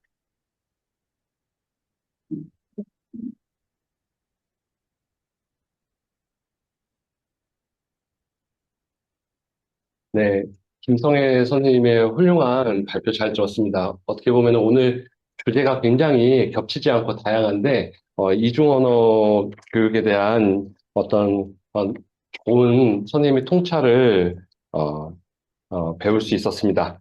자, 이제 오늘의 마지막 발표입니다. 어, 오늘 마지막 발표를 해주실 분은 서울대학교 교육종합연구원 김관영 선생님이신데요. 어, PSS knockdown in the midcourt cause growth retardation in Drosophila similar to that in human LMHD라는 조금 생소한 주제로 오늘 발표를 해주시겠습니다. 선생님 들어와 계시죠? 네. 네, 네, 안녕하세요. 김관영입니다. 이게 섹션이 인문사회 섹션에서 이렇게 이 자연과학을 이야기하게 돼서 약간 부담스럽기도 하고 이질적이기도 한데, 뭐, 이렇게 구체적인 이야기보다는 어떤 사고의 흐름이나 이 논문의 흐름을 봐주시면 감사하겠습니다. 제목을 이렇게 보면은 복잡한데, 여기서 좀 키워드만 뽑는다면, 이 PSS라고 하는, 잠시만요. PSS라고 하는 유전자가 있습니다. 이 유전자가 장과 관련이 돼서 어떤 그로스 리타데이션, 그러니까 어떤 난쟁이와 같은 그런 피노타입을 보이는데 그게 인간의 LMHD라고 하는 희귀 질환과 관련이 있다. 그래서 이런 포맷으로 생각하시면 될 것 같습니다. 먼저 보면은 이 PSS라고 하는 게 포스파티딜 세린 신세이즈인데요. 먼저 그러면 이제 PS라는 거를 알면 되겠죠. PS라고 하는 건 포스파티딜 세린인데 아마 요새 영양제로도 많이 나오고 이렇기 때문에 이 단어는 다 들어보셨을 것 같습니다. 그럼 PSS는 뭐냐면 이러한 포스파티딜 세린을 합성하는 우리 몸에 있는 효소라고 생각하시면 됩니다. 근데 이러한 효소가 인간에게는 두 가지가 있습니다. PSS1, 2, 그래서 두 종류의 효소가 PS를 합성을 합니다. 포유류에서는. 근데 초파리에서는 하나의 PSS만 존재하고 있습니다. 그리고 이들 간에는 진화적으로 상동성이 있습니다. 그러니까 초파리에서의 PSS와 인간에서의 PSS가 공통점이 많다. 이렇게 이해하시면 될 것 같습니다. 그리고 아까 LMHD라고 하는 희귀 질환이 전 세계에 아마 20케이스가 안 될 것 같은데 이렇게 키가 작아지고 또 아마 20대 이전에 일찍 죽는 이러한 희귀 질환과 관련이 있습니다. 그러니까 PSS가 망가졌을 때 포유류에서 이런 희귀 질환이 나타나게 됩니다. 근데 이게 문제가 뭐냐면 아까 말씀드렸듯이 포유류에서는 PSS가 두 종류가 있다 보니까 이게 서로 보완 작용을 하기 때문에 하나가 망가졌을 때는 정상적으로 발생하고 성장을 합니다. 근데 이 두 개가 다 망가졌을 때는 배아 때 죽기 때문에 이게 태어나서 성체가 돼가는 과정에서 어떠한 모습들을 보이는지를 연구하기가 상당히 어렵습니다. 그렇기 때문에 다른 모델 생물을 요구하게 되고 저는 그것을 초파리로 연구했다고 보시면 될 것 같습니다. 특히 포스파티딜 세린이 요새 시중에서 많이 유행이 되는 게 뇌세포의 건강이나 이제 신경퇴행성에 도움이 된다라는 면에서 유행이 되고 있는데 저는 그 관점보다는 LMHD라고 하는 인간의 어떤 희귀 질환 거기에서 특히 성장과 발생 측면에서 이 유전자의 기능을 연구하려고 했습니다. 결과를 보시면은 복잡해 보이긴 하지만 간단하게 말씀드리면 PSS 유전자가 그 초파리의 애벌레 시기에 뭐 장이라던가 뭐 우리로 치면 간세포화 같은 곳, 그 다음에 침샘, 지방 이런 곳에 발현이 되고 있어요. 물질 대사와 관련된. 근데 특히 장에서는 이게 장인데요. 초파리의 장인데 장에서 발현이 됩니다.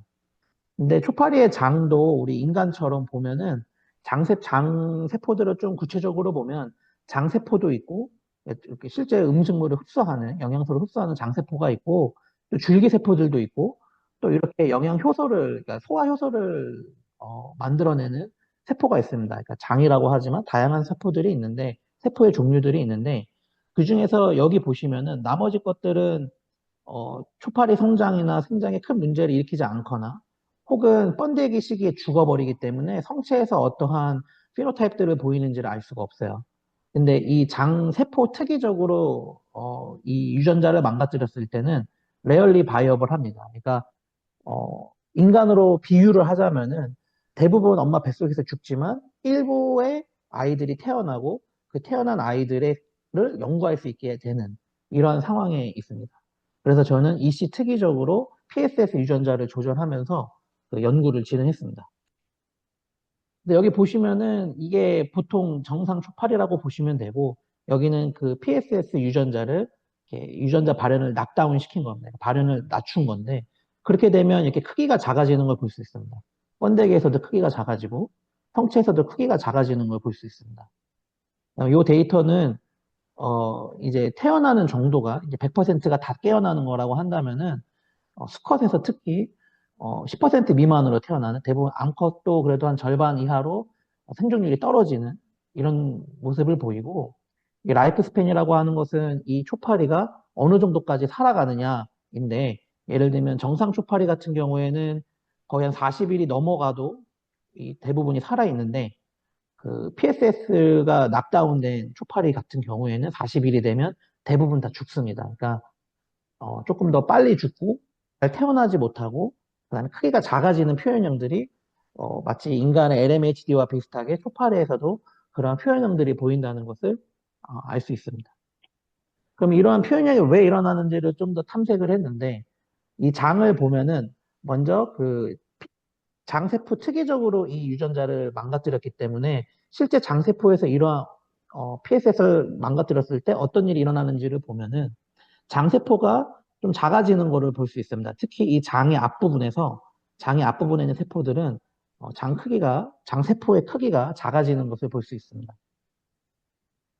그럼 장세포의 크기가 작아졌다는 얘기는 장세포 크기를 작게 만드는 어떤 신호 전달에 문제가 있겠구나라고 저희는 생각을 했고, 그래서 이 신호 전달 경로가 있는데 복잡하지만 중요한 부분은 뭐냐면, 여기 PS가 아까 말씀드렸던 포스파티딜 세린인데, 얘가 이 AKT라고 하는 애를 활성화하는 데 굉장히 중요한 역할을 합니다.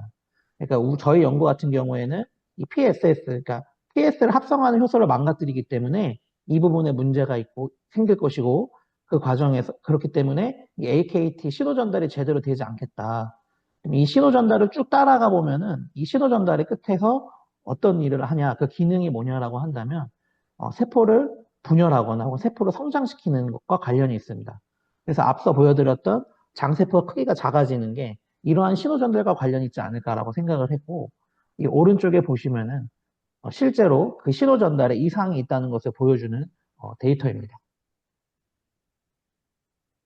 그러면은 장세포 특이적으로 이 PSS를 낙다운 시켰을 때 장세포 크기도 작아지고 또 신호 전달에도 문제가 생긴다면 실제 장의 크기라던가 이런 장의 기능들에도 문제가 있지 않을까라고 생각을 했고, 그래서 장 크기를 이렇게 비교를 해보면은 애초에 낙다운 개체가 크기가 작기 때문에 전체 그 초파리의 번데기의 크기 분의 장 크기 비율을 저희가 조사를 했습니다.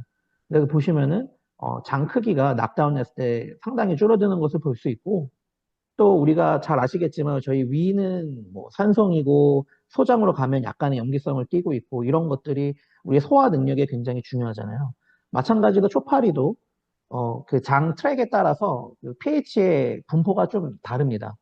예를 들면 여기는 좀 산성을 띠고 있고 뒷부분은 좀 염기성을 띠고 있고 이런 부분들이 인간과 좀 유사한데, 낙다운 시켰을 때 보시면은 이렇게 산성화되어 있는 부분 혹은 염기성화되어 있는 부분들이 줄어드는 것을 볼 수 있습니다.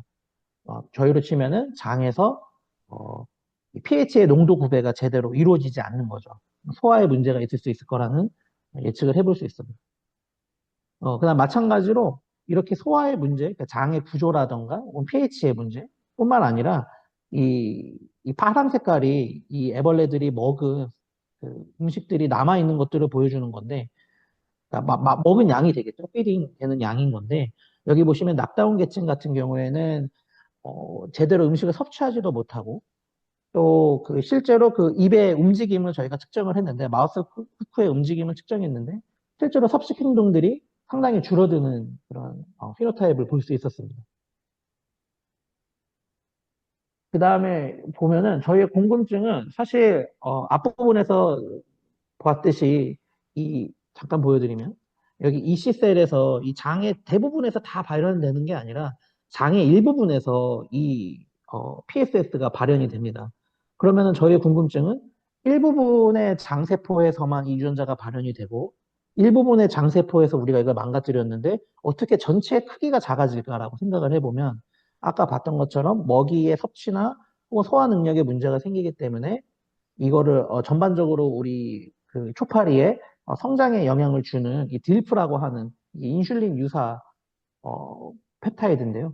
이런 것들이 잘 분비가 되지 않을까라고 해서 봤더니 인슐린이 초파리는 뇌에서 발현되는데 그 뇌에서 보면은 이 B 그림을 보면은 얘네들이 쌓여 있는 거예요. 축적되어 있는 거예요. 그러니까 온몸으로 퍼져나가지 못하고 인슐린이 갖고 있게 되는 것이죠. 그렇게 되면은 이 인슐린이 이 개체를 돌지 못하기 때문에 개체 내의 호르몬으로 이렇게 돌지 못하기 때문에 전반적으로 크기가 작아질 수 있는 그런 피노타입이 나올 수도 있겠다. 이렇게 저희는 생각을 했습니다. 그다음 여기 보면은 그 초파리의 지방을 측정을 한 건데요. 이거를 보는 이유는 이제 초파리가 이 지방이 우리가 쌓이고 또 지방을 분해하면서 우리가 영양 대사를 하는 하나의 지표가 될 수 있는데 그 부분에서도 보면은 낙다운된 개체가 지방의 크기가 작고 뭐 이런 것들을 볼 수 있습니다. 그리고 나서 실제로 이 아까 이 딜프랑 관련된 신호 전달 체계들을 이렇게 홀 바디에서 다 측정을 해봤을 때 이 딜프2와 관련된 신호 전달 경로에 있는 주요 분자들이 낙다운 개체에서는 문제가 있다는 것을 볼 수 있었습니다. 복잡한 논인데 이걸 좀 제가 간단하게는 좀 어렵겠지만 좀 이렇게 도식화해서 보여드리면은 장의 일부분에서 우리 PSS가 발현이 되는데 그걸 락다운 시키면은 PS의 양이 줄겠죠. PS의 양이 줄면은 이것은 어떤 이유에서인지 정확히 저희가 알기는 어렵지만 어쨌든 pH가 잘못되는 것을 알 수 있고 이 pH가 잘못되고 또 이건 어떤 경로인지는 알 수 없지만 먹이 섭취에도 좀 문제가 생긴다는 것을 알 수 있습니다. 또 한쪽으로는 PS가 감소했을 때 장세포의 크기가 감소하는 걸 볼 수 있었잖아요. 이 장세포의 크기가 감소하면서 장의 구조나 이런 것들에 문제가 생기고 전반적인 어떤 뉴트리언트의 소화나 흡수에 문제가 생기면서 어떤 전반적으로 영양 상태가 좋지 않은 그런 상태가 되지 않을까 이렇게 보게 되고 그러한 영양 상태에서 딜프2의 분비가 줄어들기 때문에 이것이 더 악순환이 되는 거죠, 일종의. 그러면서 좀 이렇게 시스테믹한 어떤 비정상적인 성장을 보이는 것이 아닌가. 저희는 이렇게 연구를 했습니다. 뭐 이러한 연구를 조금 좀 서머리하면서 주요 아이디어를 말씀드리면은 어쨌든 저희가 PSS라고 하는 것이 것의 어떤 유지에, 그러니까 장 유지에 굉장히 중요하구나라는 거를 알 수 있었고 특히 이런 장의 인테그리티가 시스테믹한 그로우스까지 영향을 줄 수 있겠구나 이런 것들을 생각해 볼 수 있습니다. 두 번째는 이 PSS가 망가졌을 때 것의 디벨롭먼트에 문제가 생기고 이게 그로우스 디펙트까지 갈 수 있는 또 이런 것들로 연결될 수 있겠구나 이런 게 또 나타나고요. 세 번째로는 이게 LMHD가 희귀질환이기도 하기 때문에 모델 생물을 통한 연구가 어떻게 보면 절실하다고 볼 수 있는데 그러한 부분들을 보여줄 수 있는 초파리의 질병 모델을 하나 제시해 줄 수 있는 게 아닌가 이렇게 생각을 했습니다. 뭐 큰 관점에서 보면은 저희 논문에서 결국에는 가장 큰 관점은 뭐냐 포스포리피드라고 하는 인지질, 거기 이제 포스파티드 세린이 저희는 구체적으로 포스파티드 세린을 이야기하고 있지만 이 포스포리피드라고 하는 인지질이 이 장에서 중요한 역할을 하고 이 장에서 이게 망가졌을 때 결과적으로 좀 시스테믹한 개체의 성장에 문제를 발생할 수 있지 않을까? 좀 이러한 관점을 갖게 되었습니다. 이게 중요한 부분이라고 네, 저는 생각을 합니다.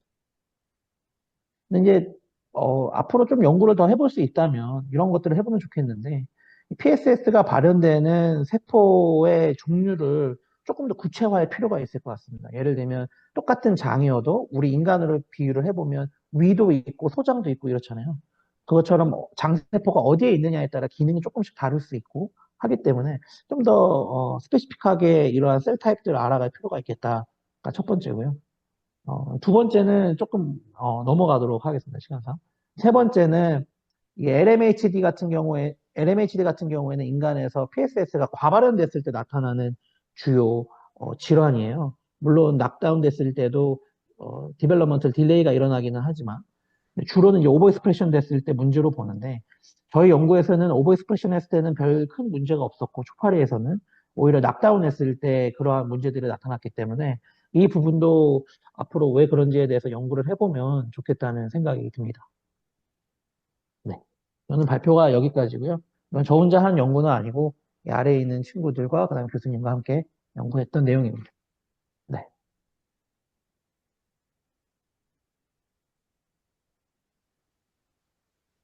예, 선생님의 그 강연 잘 들었습니다.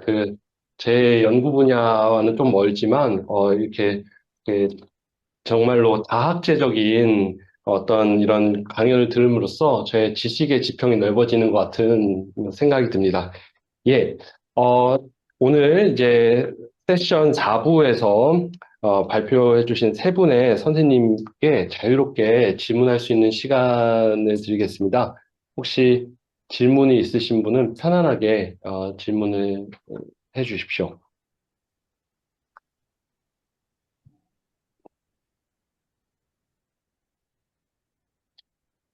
네, 네, 원장님. 그 윤석열 선생님 아까 어, 발표하신 부분에 그 트랜스랭귀징 관련해서 그 조금 이제 지금 이 초등에 있는 아이들이죠. 애들의 그 아웃풋에 대해서 그 프로덕션에 대해서 이제 음, 그 말씀해 주셨는데 그 보통 트랜스랭귀징이라고 하면은 제가 이해하기로는 이게 좀 어떤 단순한 코드 스위칭보다는 뭔가 새로운 좀 이렇게 표현들을 창의적으로 만들어내는 어, 그 정도까지 뭔가가 이렇게 진전이 된 상황의 그 컨텍스트 표현을 이야기하는 것 같은데 아까 보여주신 것은 그, 그 우리도 이제 독일에서 오래 있을 때 그 애들이 조그말 때 이렇게 표현하는 그런 것하고 굉장히 많이 닮았어요. 그래서 어 그러니까 조금 뭔가가 고학년들이나 조금 더 진전되었을 때 나오는 그런 표현들 아니면은 완벽한 바이링구얼들이 만들어내는 어떤 그 표현들이 있다면은 그런 부분들에 대한 좀 체계적인 연구가 나오면은 더 의미가 있지 않을까라는 생각이 들고 아까 이제 그런 그 이제 그 아이들의 경우에는 특정 이제 언어 스피치 커뮤니티에 이제 성장하다가 보면은 이런 아이들은 거의 이제는 한 언어에 그 지역에서 이야기하는 언어에 이제는 완전히 동화되어 버리기 때문에 이런 스테이지는 거의 사라지지 않을까. 음, 네, 그런 생각이 들거든요. 네. 그래서 이제 특히 미국 같은 그 경우에는 요 나이 또래 애들을 대상으로 하는 연구는 각 이민원 애들이라든가 얘네들이 어느 정도 어떻게 적응을 하게 되고 그 언어 공동 커뮤니티에 적응을 하게 되는가 뭐 이런 연구하고 아까 이제 어린 아이들하고는 좀 다를 것 같다는 생각입니다.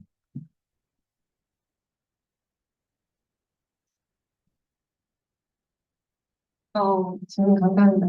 제가 제대로 질문 이해하는지 모르겠는데, 첫 번째는 트랜스랭귀징 교수님 말씀해 주신 것처럼, 네, 조금 더 애들이 두 가지 언어를 가지고 좀 더 창의적인 표현도 할 수 있고, 이제, 할 수 있는 그런 의미로까지 확장된 게 맞기도 하고, 근데 제가 이제 제가 해드렸던 자료 같은 경우는 이제 정말 이렇게 확연하게 드러나지 않긴 하는데, 트랜스랭귀지 이 아이가 그러니까 완벽한 바이링걸이라는 표현은 우선은 없고, 우리는 보통 이제 컨티뉴엄이라고 하죠. 랭귀지 컨티뉴엄이라는 표현을 쓰는데, 그래서 한 가지 언어가 강했을 적에 다른 언어가 약할 수밖에 없고, 이런 의미로 받아들일 수가 있는데, 트랜스랭귀징이라는 개념 같은 경우는 제가 이제 뭐라 그럴까, 라이팅만 보여드렸는데, 오럴 랭귀지로 이제 디스커션 하는 것도 있었어요. 다 자료가. 그때 보면은 saved나 boy 같은 이런 영어로 쓴 표현을 한국어로 다 쓸 수 있어요. 그 말은 그 아이가 boy도 가지고 boy랑 한국어로 뭐 남자라는 표현 그리고 뭐 help처럼 도와줬다는 표현도 한국어와 영어를 두 개다가 가지고 있는데 이 아이가 라이팅에서만큼은 그거를 영어로 선택해서 쓴 거죠. 그래서 그런 부분에서 봤을 때 이 아이가 하나가 언어가 부족한 데퍼스 뷰로 보는 코드 스위칭이랑 완전 다른 거예요. 왜냐하면 이 아이는 두 가지가 다 알고 있음에도 불구하고 자기가 쓸 수 있는 주체성을 가지고 목적을 가지고 라이팅에서 표현한 거거든요. 근데 오럴 랭귀지 디스커션을 보면은 한국어를 사용해요. 그래서 그런 걸 보면은 이 아이가 그 이중언 아이들이 두 가지 언어를 가지고 있지만 상황과 맥락에 따라서 언어를 주체적으로 사용한다고 볼 수 있는 것이 이제 그 트랜스 랭귀지라는 개념에서는 그렇게 이해할 수 있을 것 같아요. 그리고 말씀하신 대로 제가 이제 1학년 아이들을 포커스한 것도 그런 의미가 컸어요. 왜냐하면 그 부모님 그 학교 공식 교육을 영어로 받기 전까지는 집에서 한국어만 사용하거든요. 그리고 이제 영어를 이제 막 접하는 시기가 1학년이기 때문에 이게 트랜지션한 피리어드이기 때문에 가장 많은 언어의 변화가 많이 일어나기 때문에 다양하게 볼 수 있고 그래서 저는 데이터에서 제가 이제 수집한 데이터에서 뽑아낸 띵 또는 그 커먼한 패턴은 이 아이가 확실하게 두 가지 언어를 다 할 수 있느냐 그 상황적 맥락에서 두 가지 언어의 그 뭐랄까 리소스를 가지고 있느냐 근데 그거를 바탕으로 그랬을 적에 왜 이 상황에서 이 아이가 영어를 쓰고 한국어를 썼느냐를 본 게 이제 제 연구이긴 하거든요. 그래서 그런 의미에서 이제 제가 그 데이터 이제 우럴 랭귀까지 포함했으면 좋았을 텐데 이제 라이팅만 보여드린 거고 그리고 또 질문이 하나 뭐 있었어요, 교수님처럼. 그 좀 성장한 아이들이 이제 이민을 들어왔을 때, 이민을 왔을 때, 그 아이들이 이제 어떻게, 이 약간 이런 바이링구얼 프랙티스가 어떻게 진전이 될 것인가. 그쵸. 그 부분 함께 볼 수 있으면은, 왜냐면 성장한 아이들, 그 커뮤니티에서 자라면서 성장한 아이들의 연구가 있는지는 잘 모르겠어요. 아직 있는지 모르는데, 그것과 함께 비교하면은 되게 좋은 연구가 비교 대상이 됐어요. 그리고 바이링구얼 에듀케이션이 스쿨 차원에서 이루어졌을 때도 다른 그쵸. 네, 그쵸. 커리큘럼에도 예를 들어서 지금 근무하시는 곳 같은 경우에 네. 이 영어 유치원을 이렇게 다니는 애들이 제가 현재 지금 이제 초등학교에서 이제 풀타임으로 일을 하고 있는데 그 영어 중심 학교예요. 그래가지고 이제 아이들이 이제 1학년에 들어온 아이들 뭐한 90% 이상이 다 소위 말하는 영어 유치원 출신들, 영유 출신에서 1학년부터 영어가 너무 잘하는 친구들이긴 해요. 그래서 또 정말 환경이 다르긴 하죠. 그런데도 이제 어쨌든 다른 과목은 한국어로 배우고 영어가 굉장히 많은 시간을 할애해서 수업에 이제 있고 그런 학교에서 일을 하는데 그 컨텍스트도 너무 다르죠. 미국 같은 이제 제가 데이터를 모았던 곳은 영어만 쓰는 학교였고 그런 곳에서 이루어진 그 데이터를 모은 거랑 제가 일하는 지금 학교처럼 영어와 한국어가 공용으로 사용하는 곳에서 모은 데이터랑 이제 다를 수 있을 것 같다는 생각. 감사합니다. 네, 혹시 뭐 또 다른 질문 있으시면 편하게 해주시죠. 아까 우리 펠트만 교수님에 네, 대해서 질문이 네. 있으신가요? 지금 네, 펠트만 교수님 계시거든요. 네, 혹시 질문 있으시면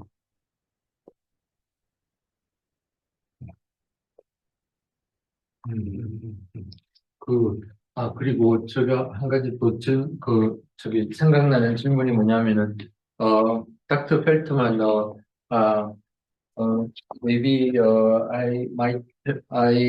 if I ask you a second question, which just popped up,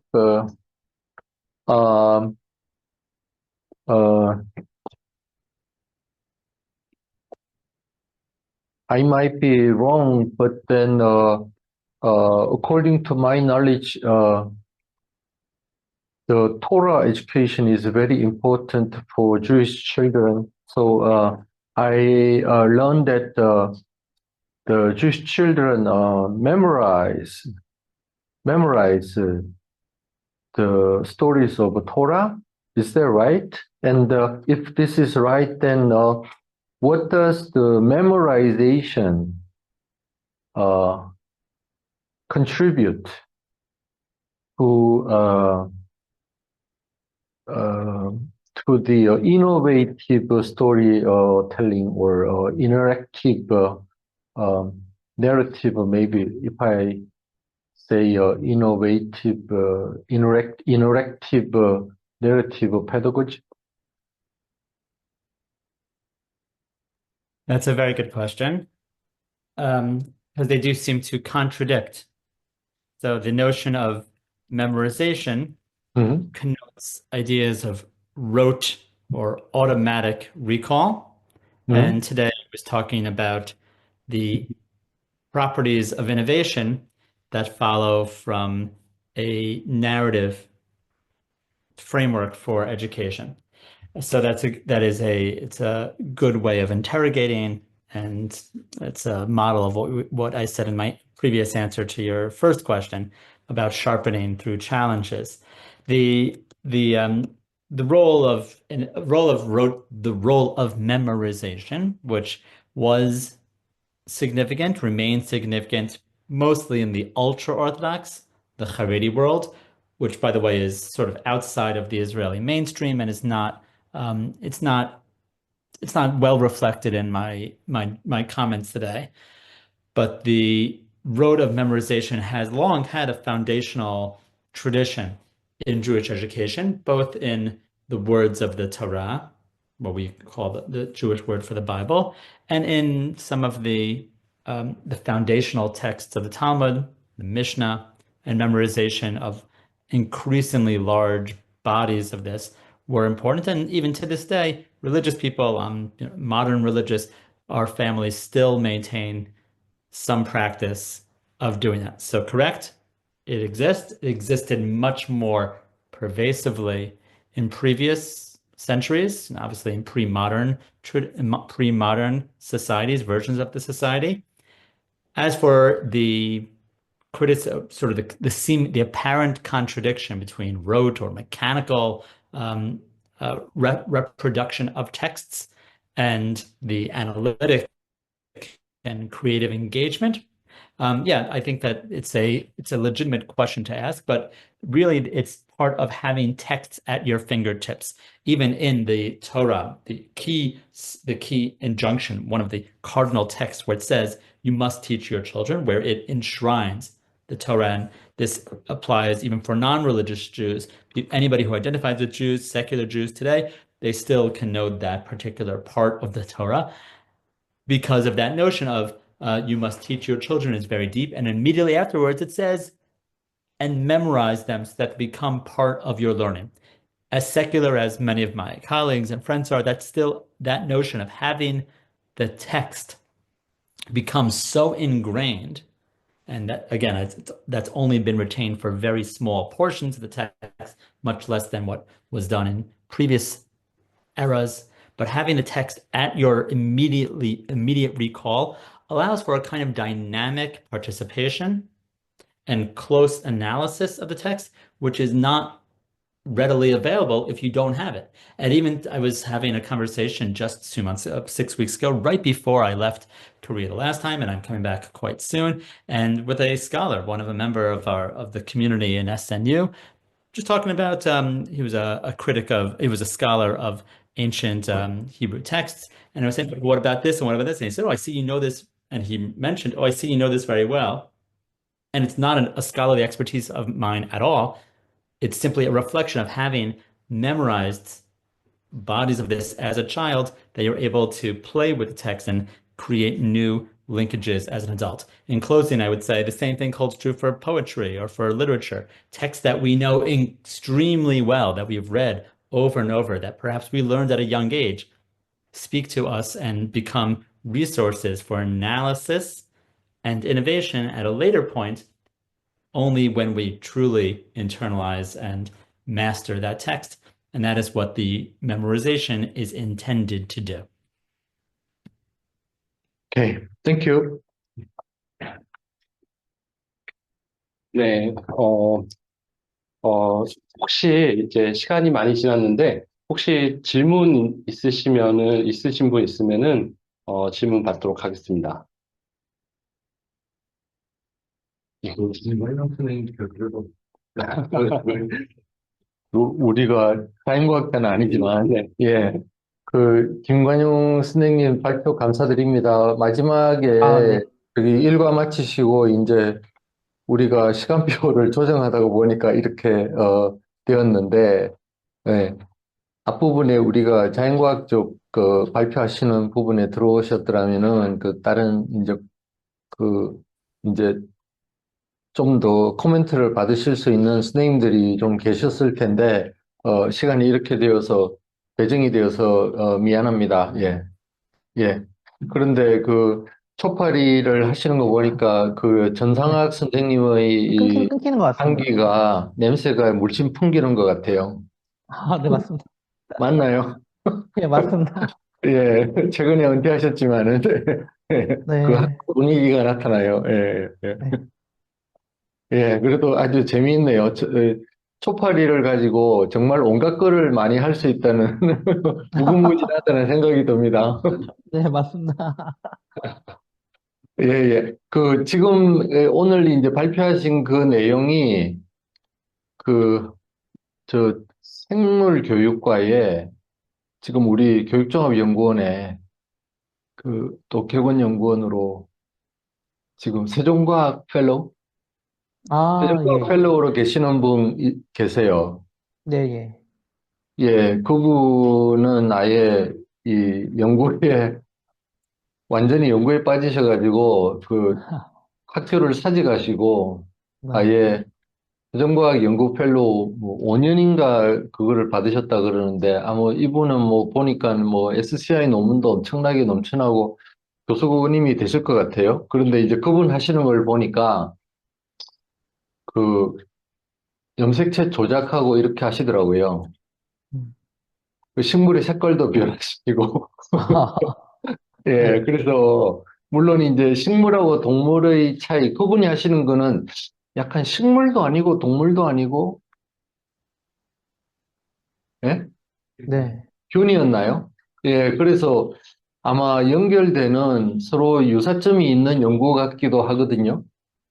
음.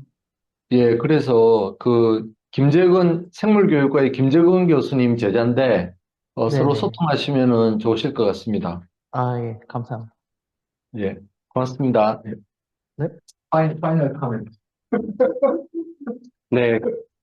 그러면은, 이렇게 소통하면 좋겠다라고 하는 아주 중요한 말씀을 이제 교육 원장님께서 해주셨는데, 이것을 폐회사로 대신을 발음해도 되지 않을까 싶습니다. 오늘 정말로 이렇게 오랜 시간 동안 다들 고생하셨고, 정말로 어떤 특별한 이 시기에 중요한 통찰을 주신 여러 발표자 선생님들과, 이 행사에 참여해주신 모든 분께 감사의 말씀을 드리며 오늘 행사를 마무리하겠습니다. 감사합니다.